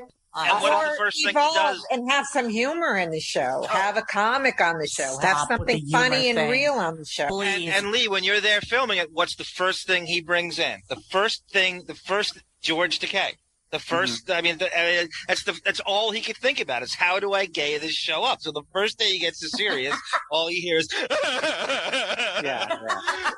always the line. It's a totally different show. But you know what? Serious. Hey, they throw that money out there. It's like, they did it again. It's not the Howard show of old, but it's different. And it's what he feels needs to keep him on air. I mean, listen, my favorite moment, I shouldn't say my favorite moment ever, but the moment that I felt was so symbolic of like just how amazing that time was when craziness could happen is when Richard Christie ran out into, I think it was the Cosmo Sirius party out. He streaked across lobby. That. I remember that. That's like one of the very few things that I can watch where I could be so depressed. And if I pop that on and see that dude's little dick in the lobby. That's why you got it. That's why you want to see it. And the reactions of it, like, nothing like that could ever happen again afterwards. I mean, if you think, but it was just like this golden moment. And everything you guys are saying, I'm sure even the guys at the radio show they understand just what this version of the show is in order to keep them on air. That would be, but I don't listen to the show anymore, so that's just my perspective. What about callers? We're always fascinated by how, right at the drop of a dime, there is always some fucking caller who wants to just, fawn over the interview or fawn over how great he was on AGT or ask a question about Beth and her fucking kittens. How much of that do you think is kind of manipulated so that they can, grab these people? And, most of us think that those are actually phony phone calls because we just can't understand that people would actually call like that. Yeah. Well, that's in line, Lee, when Bobo admitted he was given a script by you guys. Did he? To praise how great Howard TV was. Yeah. You remember that? That was like 08 or something. I don't know. Yeah. I mean, I guess but I don't even. Yeah, that part I actually don't have knowledge that somebody gave him one. I think I remember the rumblings. You remember Richard Christie streaking, but you don't remember that. Yeah. Bobo, you want to remember Bobo or Richard Christie? I actually would rather remember Richard's dick than that dude's hair or whatever. Oh, that horrible Bobo person. But to answer your questions about the calls, I mean, we used to have like Rob Martin was our behind-the-scenes camera guy that would float around. Those guys taking calls all the time, and I never noticed anything other than them answering the phone and, generally having to take shit from people calling about not getting on, enough. And so I didn't see anything that went into fakeness or anything, How about just in general, like Kill All Posers wants to know how much of it is scripted, the fights, the reality drama, not the call. How many of these fights are manipulated and sort of, fueled behind? No way. I never saw anything. And who the fuck is Kill All Posers? No. You wouldn't want to know. Lee, the year that you guys got let go, were you invited to the Christmas party that year? Yeah, I think we were. I believe we were. Did you go? Yeah, we went. I mean, look, we went, and those were actually a blast. It was very cool to just be there on a smaller level and just get to hang out with everyone. Yeah, that obviously won't. And good food too. Shit, that food was so good. So let's talk about. What about our Beth? Was she a lovely queen? Did you like our Beth? I got along with Beth because the very few times I dealt with her, we did one of the behind the scenes series, and I had interactions with her before where we did something in conjunction with North Shore. We documented that process and her giving away the kittens at North Shore, and she her flying.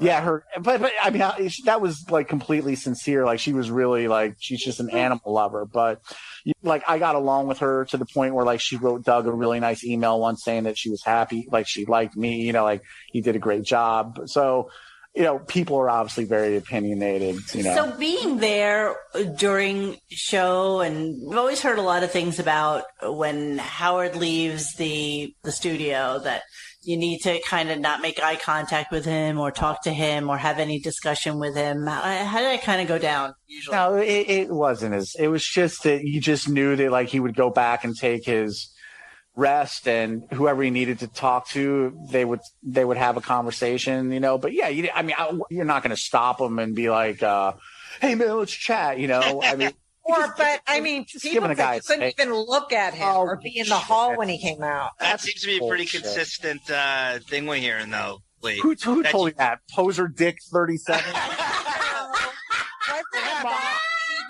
Bob Levy. Who else? It was Shart Garfunkel.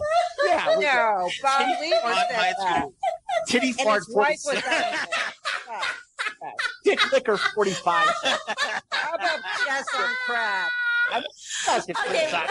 I have more questions. Everybody's going to get their friends in. Wait, let me ask you.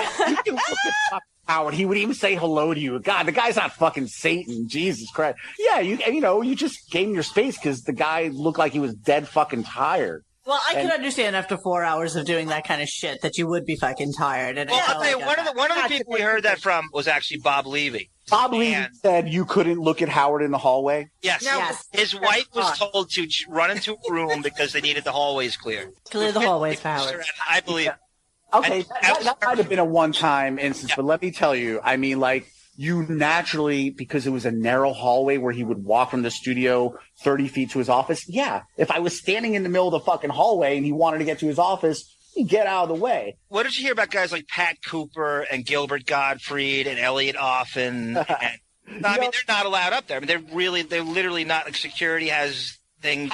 Yeah. I think Pat did maybe get banned right towards the beginning when I was there. But why, though? The guy's 90. I don't know. I really don't. But like Gilbert, I might have actually been up there that day. I know I was. When he licked the cupcakes. The dude spit in cupcakes. Now, I don't know if there was more to it, but I got to tell you, I almost threw up. Like, it was disgusting. And yeah, it made me want to barf. I saw it too. And it was so really weird. Gross. Was there more to it that maybe that was the final straw? I truly don't know. But he sort of like spit in it and then had that look like he always does where he's about to shit himself. Right. And I remember, I think Sabian was there and he was like, "Why do you do that, Gilbert?" And I don't know if that was the final straw. Well, Sabian's the one who has diarrhea all over the toilet. Well, yeah, we did. And he doesn't clean it up. So Gilbert's been love cupcakes. People love Sabian. I'm hearing that. Oh, man. That's a common thing. I tell a very quick story. Yes. They had a golf bet or whatever. I don't know. I think this got publicized on radio a little bit with like Will and DePace. Like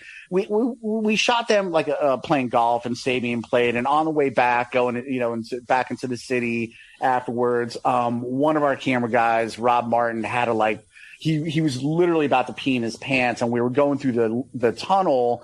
And so he pulled out a gigantic cup right next to Sabian. I have that, the Riley Martin pee jar. Peeing, and because of the bumps, he's peeing all over his pants, and Sabian is sort of like next to him. And Tim, we actually put it in the credits of the show. Tim was like yelling obscenities that I'd never heard before. And he was telling Rob in the tunnel to get out of the car and pee. And we're like, Tim, he can't get out. And we're all screaming because Rob's peeing all over himself. And Sabian was like, I'd never seen him like it. And I almost like getting tears thinking about it. How funny. That guy was sincerely one of the funniest people around. He was just, I loved him. Just in general terms, and, being on the TV show for as long as you were, and do you believe that Howard at this point accepts like honest feedback and or criticism, or is he really the veal that we think he is, that kind of lives in his own little sheltered cage? Kosher veal. What do you mean? Like from his staff, you mean? From anyone. I feel like he is very sheltered from any kind of criticism.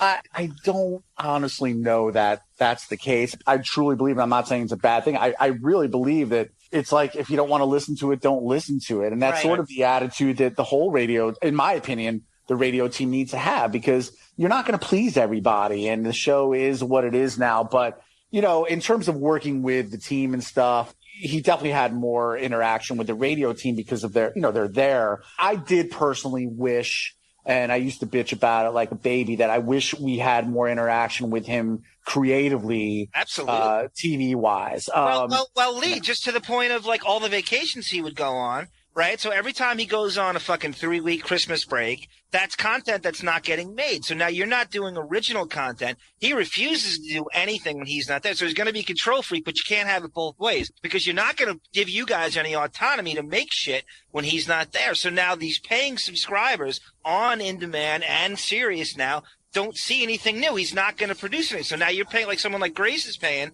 every month. He's taking the ball out of your hands, so you can't even make new shit. And he won't work with you because he's so fucking lazy that he won't even kind of sit with. No, I mean, that's the truth. Yeah. He won't. In my opinion, the one thing that always drove me nuts is I thought our channel had a much better chance of being successful if we were able to be available on multiple platforms. What do you think is going to happen now for the future of this type of? I'm a little jealous because the deal with the streaming and the upgrade in technology, that he's finally embraced technology. And now that the contract allows, there's not that, like Sirius, he's in bed with them video wise, and it's not competing against In Demand. That's all we sort of wanted, but we couldn't. Yeah, but you know what, Lee, we just spoke to Derpthroat, and he was made a promise that when something like that does go down, you guys are going to be called back. Oh, really? See, yeah. Okay. That could very well be the case if it was someone who had, been there longer than me and knew more people. I think that the deal's phenomenal, to be honest with you. I mean, to be able to stream that show live, have it on demand, have access to the library again, and then whatever wrinkles they throw in. Yeah, that is phenomenal. And I wish we had that. I really do. We didn't. Now, as far as going back there, me personally, I just don't want to do it because it took me a while to, it's still, to be honest with you, it still hurts to this. Yeah. And, the thing is like, it was he made a mistake, totally understand. But if you imagine what would have to happen to bring the crew back, at some point you got to sit down with people and explain some things. When we lost our jobs, and I know you guys know this, our lives got fucked up. All of a sudden, and New York, especially you're in the tri-state area, and it's so expensive, and you have one missed paycheck, and I just moved, but there are people who were married, they're married with kids, and all of a sudden, from the time we heard the announcement, forgetting, 2.5 weeks later, 90% of us were done, and then like a small group was there just to clean up, to the end of the year. But nothing was being produced. Like production stopped. So, it was a painful thing. And I'm not saying that he doesn't regret it. I'm sure he does. But man, you know what? I busted my ass to move on from that. And thankfully I'd had a, freelance career before and those contacts. It took a little bit, but they came back around and I've been busy. The thing that I felt bad about was a lot of those old school guys, they, quote unquote, grew up with him. And it was I have to imagine it was a harder situation. I will say this, that we keep in touch. As a matter of fact, several of us are getting together next week.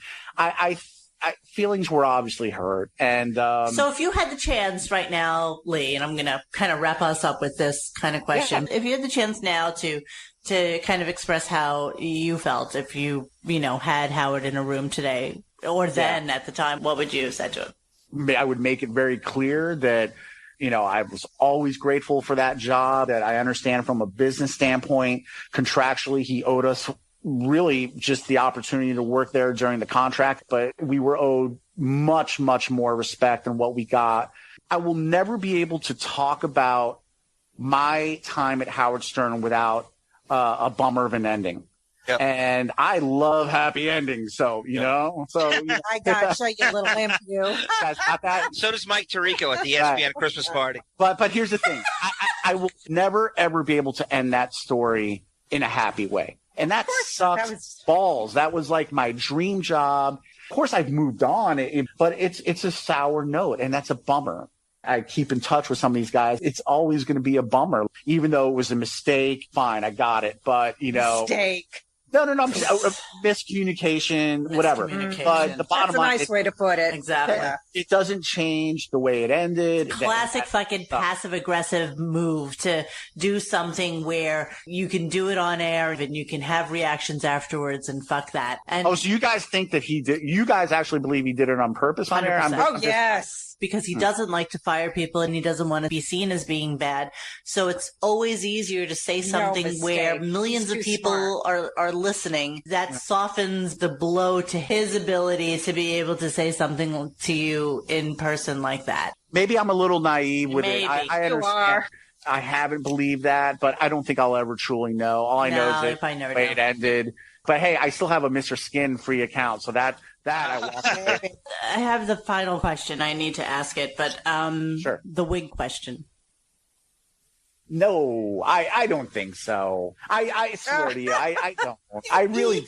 My opinion is, I do think it would probably be hard. I mean, with all due respect, if you are 60-something, if you have your natural hair color, that's fucking amazing. But I think that's his hair. I mean, I really do. I don't know about the color, and who, but I don't know. But I mean, there's no wig. Is that a no? Is that what you're trying to say? That is not a wig or a hair system? Was Tony always off to the side when you guys were filming? Was she always there primping him? She actually, I think she came in really, really early to get him ready and then actually took off before the show. I mean, Lee, you got to admit, it's crazy. Did Craig Kilborn have a 24-hour hairstystist at ESPN when you were there? I was not a fan of that guy, but unfortunately, no one cares on this podcast. Hot little creep. Was he a dick to you in Bristol, Connecticut? There was just an arrogance about him that I didn't like. The line used to be, if you didn't know him personally, you'd see him and be like, "Hey, fella." It's like, yeah, my name's not Fella. Yeah, that's okay. Hey, guy, how's it going? It's like, who are you? Like, why don't you go, hey, what's your name? But anyways. Okay, fella, we're going to wrap this up now. So, Lee, thanks so much for coming on with us and indulging our ridiculously retarded questions. Lee. Week in review, because this was a very exciting week in the $90 million world of Howard Stern, where he finally re-signed with Sirius after what he claims is much speculation, but I'm kind of highly doubting that there was any speculation whatsoever that he would be re-signing for another 5 years. That's serious. And so this morning, I am very, very pleased to announce and excited to announce that, in fact, we will be here for the next 5 years. Wow, big fucking deal.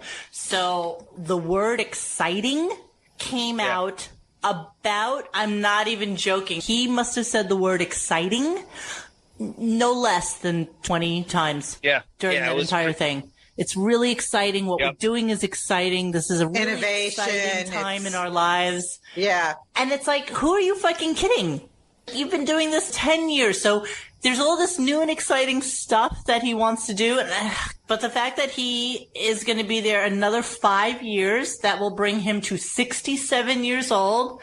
Just a perfect time for the fuckface to start taking in Social Security, which I am positive he will. Of course he will. It's not like he would give it up for the greater fucking good. No. There should be a law that if you've made over, $50 million in your lifetime, that you shouldn't be eligible for Social Security, because really, doesn't mean anything in the big scheme of things. It's kind of. But he played lotto. And also, he got pissed because his parents are leaving the house to his sister. No, he did not. Yes, he did. Oh, I didn't hear years that. ago. Oh, yeah. This was a couple of years ago. He says, we got to get that clip. Yes, it's somewhere. And I'm sitting there like, wait, you what? Piece of shit. Yes. Are you fucking kidding? No, because the parents, know he's a multimillionaire. Why? Would you? Are you kidding? Could you imagine? I would leave it to fucking charity. I would make that the fucking kitty cancer ranch. Like, seriously. That's a great idea. I bet his parents bought that house. It's probably a fucking little shitty shantytown ranch. I wonder. On some shit block in Rockville Center.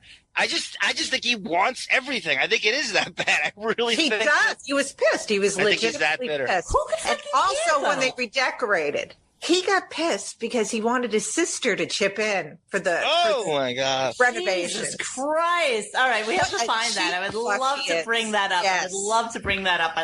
Grace, didn't he want his sister to chip in for Gary's dad's funeral's deli platter too? I think he did. I would not. So let's start with Monday. Howard was still unsure of his future, which was such a crock of shit because he played all these stupid clips about will he resign or will he resign or what the fuck he's doing with his life. And obviously, if he taped that over the course of the last 6 or 7 days, clearly he knew that he was resigning with Sirius for $90 million per year, which is what analysis have said is going to be the price point for him. And so what does that mean, John? So we were at $80 million prior? It was 85. So he's now 85. worth more money because he's so fucking scary good and marketable? Well, here's the thing, and I think we've probably, you can't beat this to death enough. You're not getting more listeners. Does not get old. There's no way that infrastructure could possibly qualify signing him under that kind of price tag. No, first of all, they're not going to get more listeners. No. Anybody that's got Sirius has it now, or they cancel. They actually will call the switchboard and they will cite him as the reason they're canceling. Well, they asked that, right? They asked that question. It's the first question on the survey. I just got a new car, right? Okay, so I was just going to say the car. 2016, and it actually comes with Wi-Fi. So now I can just stream my Pandora or my Spotify, and I'm not renewing Sirius for my car. Or your RadioGunk. You're so. But it's true. Nobody needs. Yes, it comes prepackaged with the car. And I think it's 6 months free or something like. But we talked about it, and I was like, I don't need it. I'd rather listen to my music because I don't listen to Howard in the car. I only listen to it for our show. And you said it takes you a day or two. Oh my God, it takes all the strength I have to get through. For me too. 3 weeks to listen to 3 Hate shows. it. Turgid. Yeah. This is why we're doing this 2 weeks, in advance. But then everything out of his mouth is so shitty and a lie and incriminating that I'm actually rewinding to catch the lie. So it takes a very long time because everything he says is a lie. So I'm always trying to sort of, you're going over it with like a jeweler's loop, and he doesn't even care.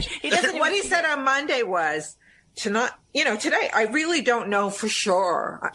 Monday, I'm being honest, he said. Yeah, right. Yeah, being really honest. Meanwhile, they made 40 fucking flat Ronnies, giant cardboard cutout of this fucking supposed security guard. So why would they make 40 of them to follow all over the place with people if they weren't re-signing? It's taking the nation by storm. Right. And then none of the unemployable staff even remotely searched for a job in that time, and we knew it. They all knew in advance. There was still panicking going on. He has no offers. No, there's no He offers. did not. That's what pissed him off. Well, he did say, though, that he had didn't he say he had like a multitude of offers from everywhere and everything? Oh, come on. Right? Why are you so pissed? Yes. All right, so fuck Flat Ronnie. I don't even want to talk about that. It was such a big deal for this Dark Knight comic giveaway that they're doing. Yeah. That Jason came in to talk about it, and he was so excited about the fact that they were doing this giveaway.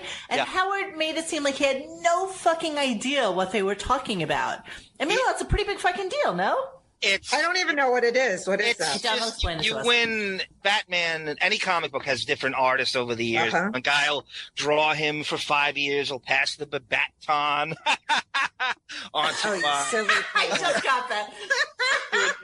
to a new artist. Then he'll take it. And this guy Jim Lee, who is it's always you got to take it. Always live by. There's got to be some super fandom attached. So this guy Jim Lee is a super fandom. I've heard him on Geek Time, but he's a major iconic guy in the industry. So they're giving this away, and Jason was in there explaining it. And Howard's trying to be reductive towards Jason's geekdom. The guy who TiVo's fucking Arrow and The Flash and Agents of S.H.I.E.L.D. And The Bachelor. And The Bachelor.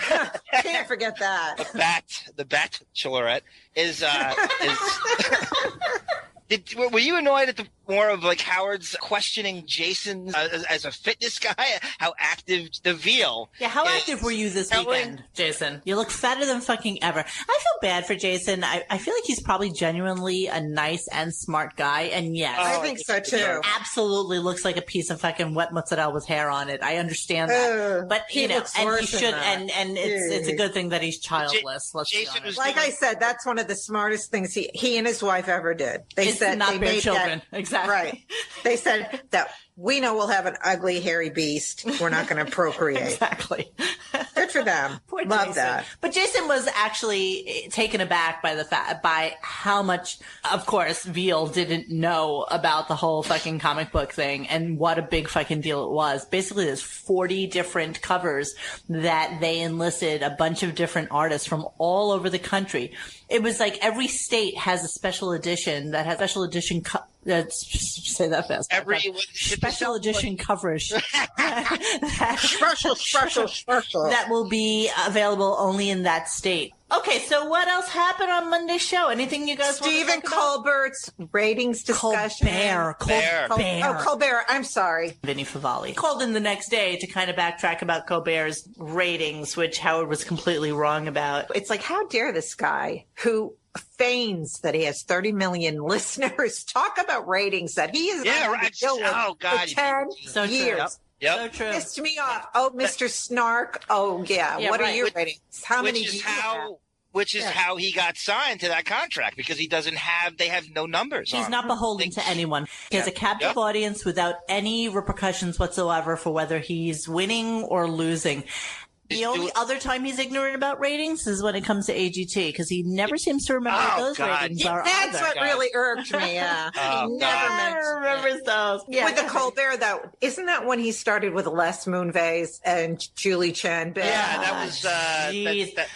You know what I love most about you? What's that? That you're Asian. I never had an Asian until you. That's why I married you. Oh, thank you, Les. Yeah, put some duck sauce on the rim of my asshole and eat it.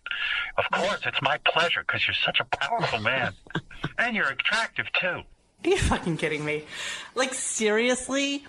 Well, I have a good mind to call the Asian Defamation League. Oh, my. Was it not bizarrely backhandedly fuck you Les Moonves-ish? 100%. I think Les... Yep. Oh, yeah, his passive aggressive. I have a feeling he had some package he presented to Les, and Les never got back to him, or it was rejected for whatever reason. And he's pissed. He doesn't want to be back at Sirius. Grace, that is a brilliant theory. Well, it's the only one that makes sense. I just simplified it. I just thought he's just rubbing it in his face because of the lawsuits from the late 2000s. Your idea is better. I think he might have. Moonves probably didn't give him an offer he wanted. You're probably right. I don't know. I think it was highly racist and really kind of, I can't even imagine what either of them think of it unless they're just such dicks about it that they laugh about it and think that it's seriously funny. But I can't imagine that would come off as funny to, what do you call them, John? Les what? You mean Les Sasaki Moonchink? Yes. Which I think you actually coined. Yes.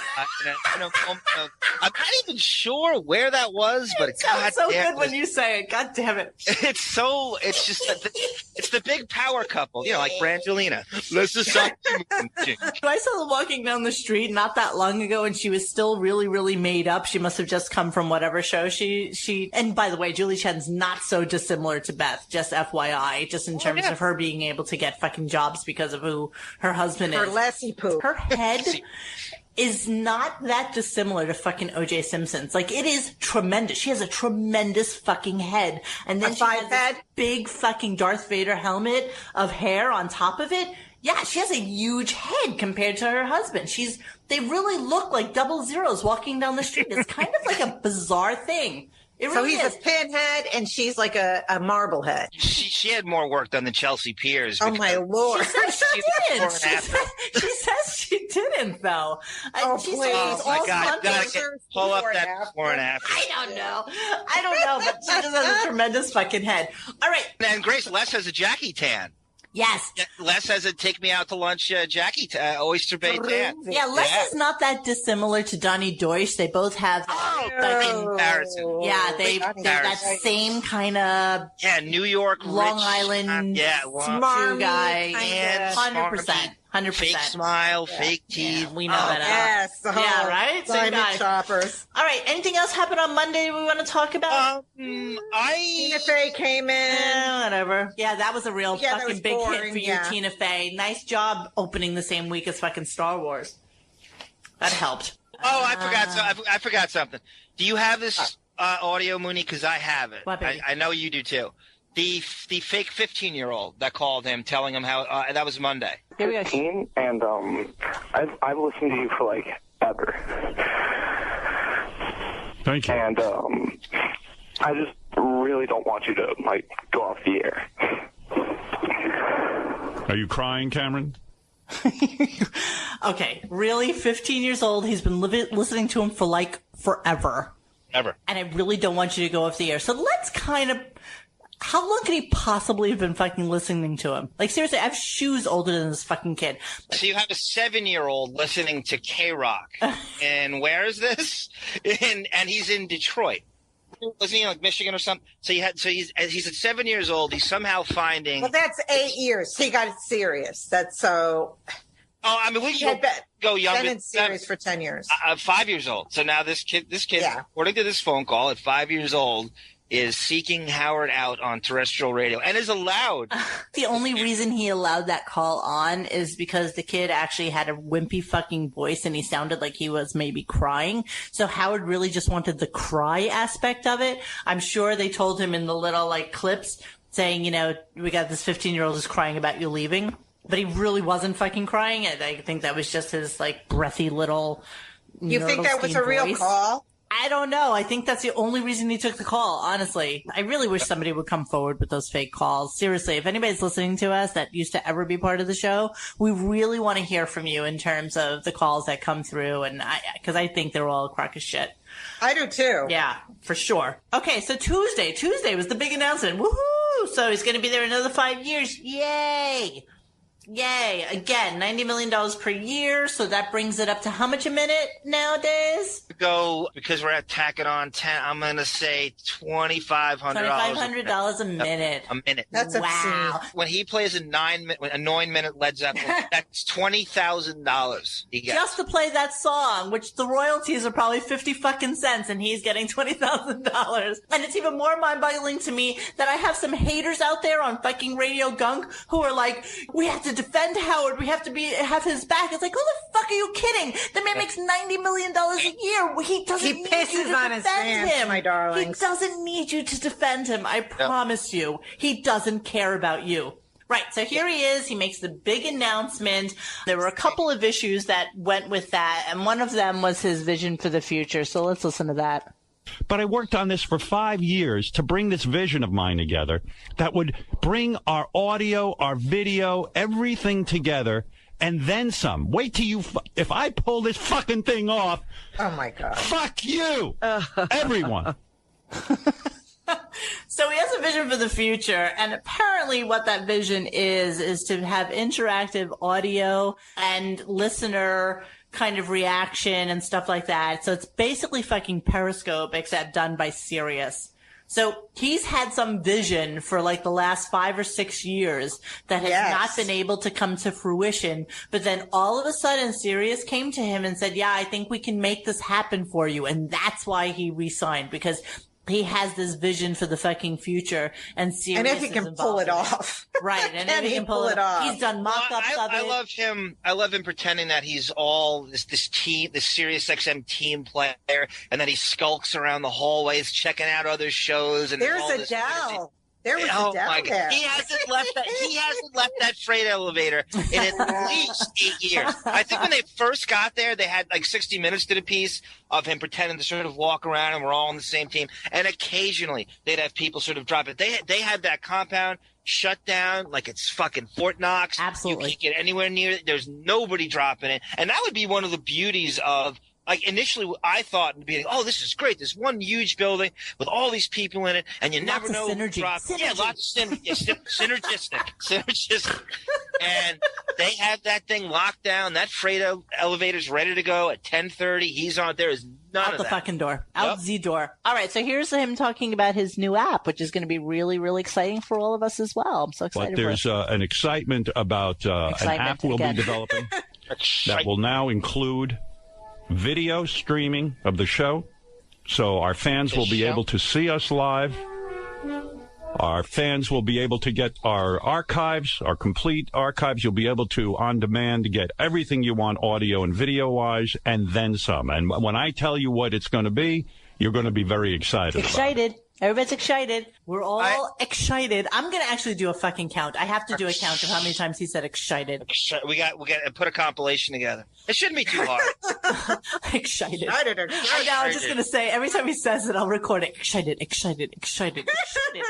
So they were going to, I guess, be doing some new app. I have to comment on this. I highlighted a post from a guy who's relatively new to dogs. His name is Promo Cutter, which is a pretty cool name, actually. The dude literally has like 20 posts, and I think he just decided he got so annoyed that he decided to come back on here for therapy. He writes a really cool little screed on what you just played. Let me read this. Okay. I really like what you said. I hope you like it as much as I did.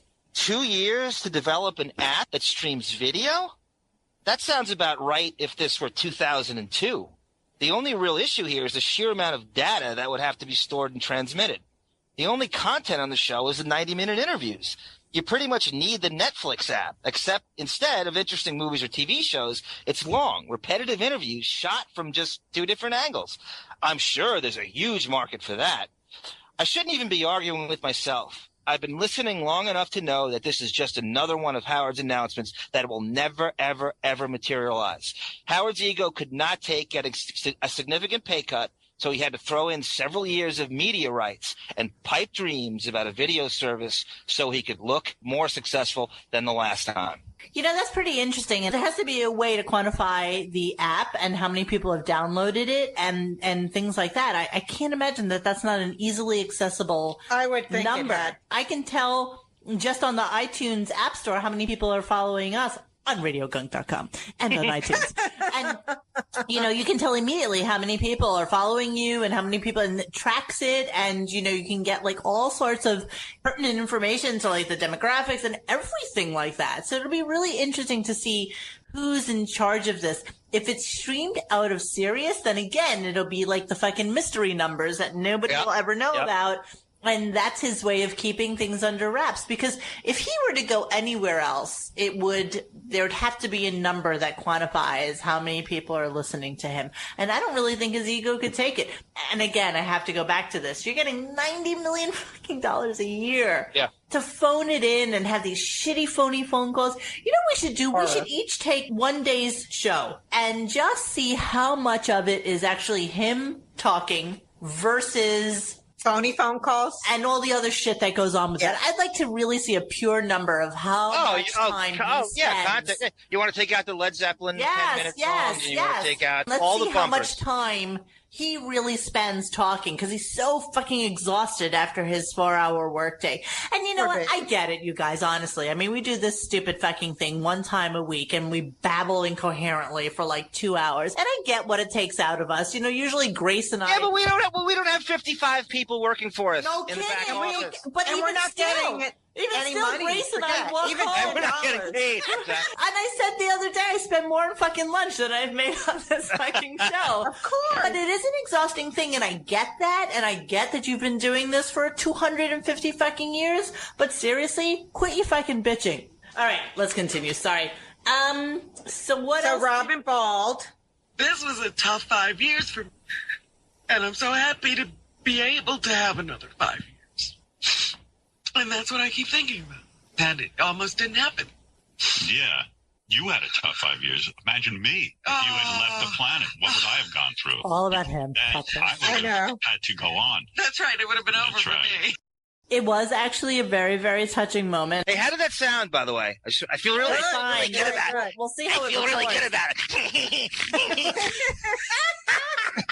We'll see how it records, but hopefully it came out okay. She may be cured, and she may be okay, and whatever. But for God now, damn it, she isn't cured. It's you got to keep checking every 3 months or every 6 months. I think it is. She'll go another 5 years. I try not to bash Robin only because she did have cancer, and God knows she was probably close to death as anyone can possibly be. And I don't fault her for wanting to either A, shield it, or B, try everything in her power, which I firmly believe she knew about her cancer way before, obviously, she had to have surgery on it, which is why she was trying all sorts of fucked up ways to get her body into a better space because of it.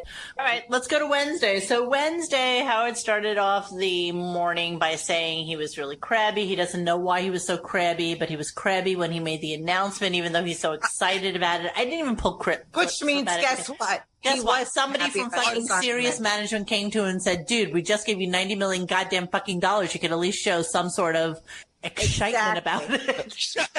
If they were with him till 10 p.m. that night, he said, and I'm sure they were not happy with his announcements because he really did have to go on. Why was I so crabby? Why was I so crabby? Oh, shut up, you miserable fuck. He didn't get that. You know what? The fact that he fucking phoned in the renewal, just goes to show you that he's just so apathetic about where. Right. How could you be apathetic about 90? Could you imagine getting that? No. And being and the audience is supposed to relate to this. This is what's going to happen. Right. Think about the $2,500 minute mark. That's how much people make, like, in a week or whatever. Are you fucking kidding me? And that's high. A lot of people don't make $2,500. I'm just saying, at a best case scenario, your minute is a person's week or 2 weeks or month, for the fucking case may be. Nobody ever fucking breaks it down into the reality of it. And everybody loves to pick on the fact that Beth has all these Louboutin shoes and these fucking leather dresses and all this shit. It is a fucking drop in the bucket of how much this man makes. It's nothing. Remember, Wednesday is also, you have that clip about Grace, you read my mind. She goes, that was a good one. What are we talking about? Got that clip? Fans, begging the fans. She fucks to get Beth's book. Okay, let me give you the backup to this. So somebody had posted actually not too long ago what the numbers are on our little At Amazon book. Yeah. I don't remember like what 263 books, I think. Yeah, something like that. Beth's away saving cats, of course, and promoting her On a new book, private Yoda plane to Gets go a get Buddy, by the way, available on cat. Amazon. And you Oh, cheap God. fucks, just go out and fucking buy a copy because it'll get animals. It's all for charity, assholes. Okay. Just had to throw that in. Oh. Merry Christmas. You fucking assholes. Your wife sells 260 books after doing countless hours of promotion on Fox and Friends and ABC and NBC and all over the place. And you sell 260 books. And the theory, apparently, the running theory is that people are buying the first Yoda book and not the second Yoda book. Because they're so shockingly similar to each other, it's not even funny. Like the covers look almost the same. The word and you're bragging about that shit. Exactly. The book is so similar. It probably is like copy and pasted 75% of it, and you couldn't even variant the cover to be. I mean, you're bragging about that. You couldn't show any variety. He's so upset about it. But that's. You know, it's true. It's 100%. First off, we listened to the David Spade, a little clip of it last week. It amounted to 4 minutes and 20 seconds of unbelievable of sound quality. And so AED book. Right. So here, and the funny thing about it is, I don't know if you guys noticed this or not, but the only proceeds that go to Beth's furry friends at the Kitty Cancer Ranch are the proceeds from the author's profits on the book. They're saying the kids love the book so much that they're filling up their water beds with saline now in homage to Beth's tits. Yeah, I find that amazing. And you know what? Sorry, Power Stern, that nobody's buying your fucking wife's kitty cancer fucking blind cat book. I believe that. Just him saying, come on, you cheap fucks, buy my wife's book. It all goes to this, you fucking assholes. How fucking dare you after you signed a $90 million a year contract to tell everybody to get Christmas? He doesn't want to buy the books anymore. He's sick of funding for her books, the cheapskate. So he's like berating the 20 people who listen to him. But then he's got to pull this hocus pocus to get her on these fucking talk shows. Do you think they really want her on these shows? Of course, I think. But I think the talk shows are a little bit bored. You know what? It's really hard in New York to find people that actually want to fucking talk to you. They're constantly searching for content. I mean, usually they put her on. If a show is really popular from 7 to 9, they put her on at 9:05. Just picture being some 50-year-old Yenta on Long Island that has no idea about the Stern universe. No. And they turn on Fox and Friends, or they turn on Kathy Lee and Hoda, and our next guest is Howard Stern's wife. That's who she is. She's not Beth Is that how they announce her? Yeah, I mean, it's basically encoded. They're saying our next guest is Howard Stern's wife, and she can't go 30 seconds without jamming that home. So she can't go. Nobody knows she was. To qualify, who are you? Yeah. So that's the level Grace, of yes. You're phassing out a little bit, just so you know. Am I really? Yeah. Yep. How's this? No. Cylon is. Bad? Yeah, you got to call back. How's this? Call back. Okay. It sounded like she was trying to attack Apollo and Starbuck, Battlestar Galactica, and Cylon. By the way, that's my absolute favorite fucking TV show of all time. I just want you to know. I love Star Galactica. God damn, did I bang through that fucking Dirk thing. Benedict on that? Not old Battlestar Galactica. Dirk. Dirk is kind of like Chad. Chad is like the worst fucking name in the whole of the world. Cool. It's Chad and Dirk. Okay, Grace is back with us. Do I sound better? Much. I really wanted to get into. Okay, he did this Christmas special preview, and I have not listened to the Christmas special. Nor did I. I don't know if anybody has, but I haven't either. Maybe we'll do a little review on it for our next show, because I kind of feel like we might have to. Very gay. It was very weird. Well, yes, he was coming out to Robin. He and JD, and JD was the power bottom. I mean, come on. I found it funny that Fred, we know he makes 7 figures. What do you say? $2 million a year? probably now. Bothered to participate in this thing, and was too lazy to help out, and they pushed it on the back staff who makes He didn't do anything? Fred was supposed to work on this, and I heard they kind of slipped it in how I was like, Fred really didn't want to do it. He really couldn't be bothered. Fred just couldn't figure it out, so we pushed it on to Will. Yeah, they couldn't even muster the fucking strength to make it sound like it was something exciting. And you know what? They have done... Listen, ever since the Ghost of Christmas Past thing with Fred the Elephant Boy, I don't think there's been anything... Fred Norris. No. What was the one where they... The Scrooge thing with Fred the Elephant Boy was the most fantastic fucking Christmas thing they've ever done, and they've never been able to replicate it. Now it's just a bunch of like dick jokes and gay jokes and gay. There has to kind do of that. Ridiculous Bigfoot shit. I don't know. Yeah. We may have to review that some other point. Maybe we'll make a tape of that and kind of talk it through. I really wanted to get to Robin's niece. She came in during the news. I had never heard that she had a niece. It was like a nephew. Wow. Yeah, it's just mystery niece. Did she not sound okay? Wait. Okay. Let me just play a little bit of her and. I didn't think she was that bad. Oh yeah, she was. Hold on. Shit. Hold on. We're coming to that right now. Okay, hang on. She's so cute. You're so adorable, right? Yeah, thanks. Are you a kid? No. How old are you? 22. You're 22? You look like you're 10 years old. You look like a young kid. Oh, thank you for the compliment. Yeah, I mean, you look good. What the fuck is that accent? Thank you. And when did you become Robin's niece? Forever. So here's this. Baltimore fucking hood rat. I don't even know what the fuck that is. But you thought she was speaking Ebonics? I don't know what. Thank you. I don't know, but Howard was fawning all over her fucking shit. I don't know what the fuck was going on there. She's 22. Here's what I got out of this, and I read a couple of things about it. So basically, her parents, as much as she fucking detested them and swears she was abused, which I highly am suspicious of as well. I agree. Her parents were very, very prolific foster parents, so they used to take in I didn't know babies and stuff like that. She has two foster brothers that they actually wound up adopting. One was named Howard, and I can't remember what the other one's name is, but one of their foster kids' names was Jimmy. And I don't know if you heard during the discussion, she said, this is Jimmy's kid. She kind of wanted to have Jimmy as her own because she was becoming a teenager into a womanhood. And, here's Jimmy, this baby.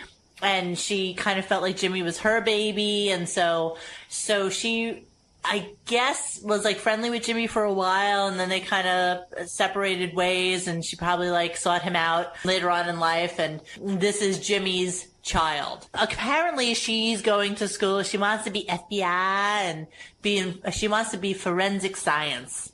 She wants to be forensic science. That's what she said. And so most kids that are hood ratish who want to be in forensic science and be in FBI and go to John Jay College, which, as you know, Grace, is right up here. They all fucking go there. Yep. They never fucking graduate, but they all go there. And that's like 3 blocks from Robin's house. So I'm sure she said she was going to John Jay. And so Robin said that she can stay in her apartment in the city because now Robin's off for the next 6 fucking weeks whilst they're on vacation. So stay in the city and stay at my place, and kind of what I think is happening there. But I found it pretty fucking fascinating. And I was listening through the tapes to kind of hear where she had said something about Wendy, the retard, being inauthentic. Oh, yes, it was so dumb. What was it? I didn't hear it. It wasn't a word. Inauthentic. It was like she lied. Yeah, I'm like, this ain't a word, baby. What's going on with you? It is in Baltimore. And John Jay College English class. Yeah, please. Yo, Professor, why is inauthentic? Let me just say, before I forget to compliment you two, it looks like it's you who's doing the forensics work.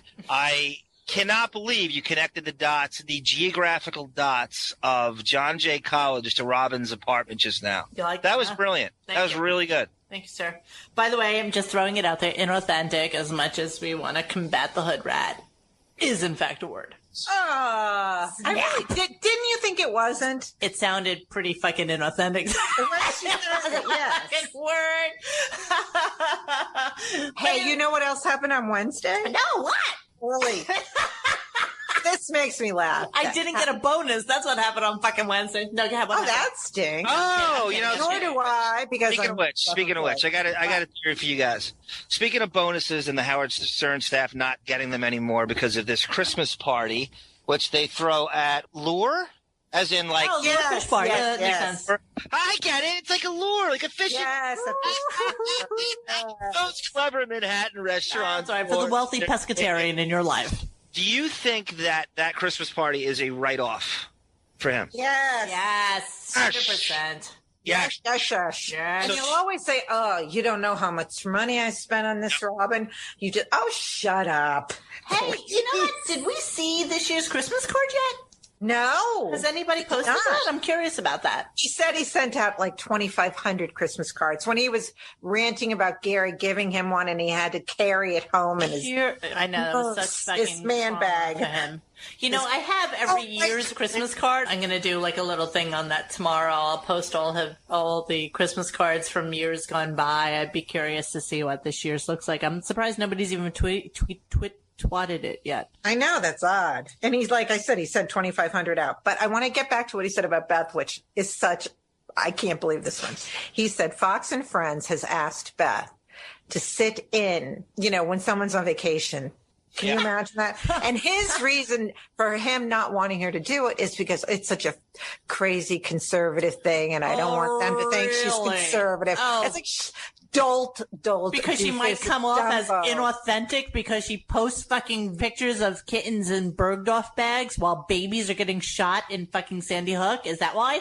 Perhaps. She would do nothing. Because the only time she's ever announced any fucking news is when Mick Jagger's girlfriend died because she wore her clothes. A picture of her dress. Yes, that she was wearing. Yes, these are the only 2 times I can remember in recent history that she has posted anything slightly articulate that had nothing to do with fucking pussy or her. Honestly, ever. And what she could add to a conservative talk show. I would love it, though. That would be a riot. That would be so funny. I mean, it's not going to happen, Grace, because the conversation never took place. You, like Monique just said, you really think, as current event illiterate as she is, I she has don't opinions believe it on either. anything. That conversation, you really think Roger Ailes is going to ask that twat to sit in? Like, look at what Elizabeth.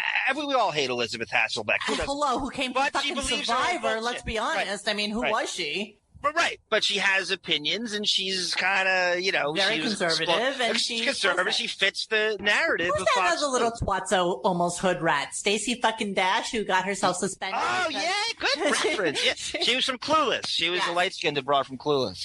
The pretty one from Clueless. Could be honest with you. Yes, she's actually way hotter. Right, she's way hotter than hotter than the rest of them. As a side note, I just want to give a really quick shout out to some people who have been really, really supportive of us on Twitter. Thank you so much for following us and following how stupid this silly little thing is. And it's grown, and we're excited about it. And we look forward to next year and the new year. Yay! Do we dare glosh over the first appearance of Adam Chandler? Yeah, we gloss over it because who gives a shit? We'll come back to that in the Starfuckery show. Oh, yeah. You know what? That's a great time. Perfect for that. But anyway, we want to wish everybody a really, really, really Merry Christmas and Happy Holidays for all Happy of New Year! All of you fucktards who have a war against Christmas. Yes. Keep the Christ in Mass Christmas.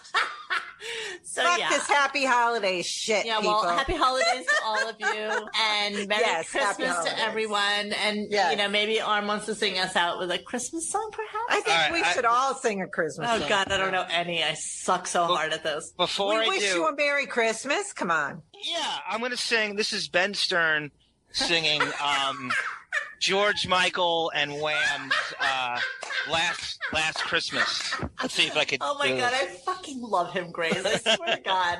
By the way, Grace, I have your Christmas gift here. I thought you were coming over tonight, just so you know. Well, I have a very special Christmas gift for you. Oh, I have a very special Christmas gift. And I have one for John, but I'll never see it. Oh, yeah. Is it the box set of the Wonder Years? No. And that was too much money. I wish I took it back. You can take it back. I can't. It's not even sent. You can give it to Jackie at lunch. You know, I really hope that he appreciates it and realizes, you know, that it's his loss. All right, Johnny, what do you got for us? Okay, this is Ben Stern singing "Last Christmas" from God damn it, do I love George Michael and Wham. I love Wham. I love Last Christmas too. Last Christmas, I gave you my heart, but the very next day you gave it away. This year, to save me from tears, I'll give it to someone special. What's been Stop now. Stop now. Well, let's just do We Wish You a Merry Christmas. I can't. Yes, we can. We wish you a Merry Christmas. We wish you a Merry Christmas. We wish you a Merry Christmas and a Happy New Year. Yay. Bye, Thank you, guys. Bye.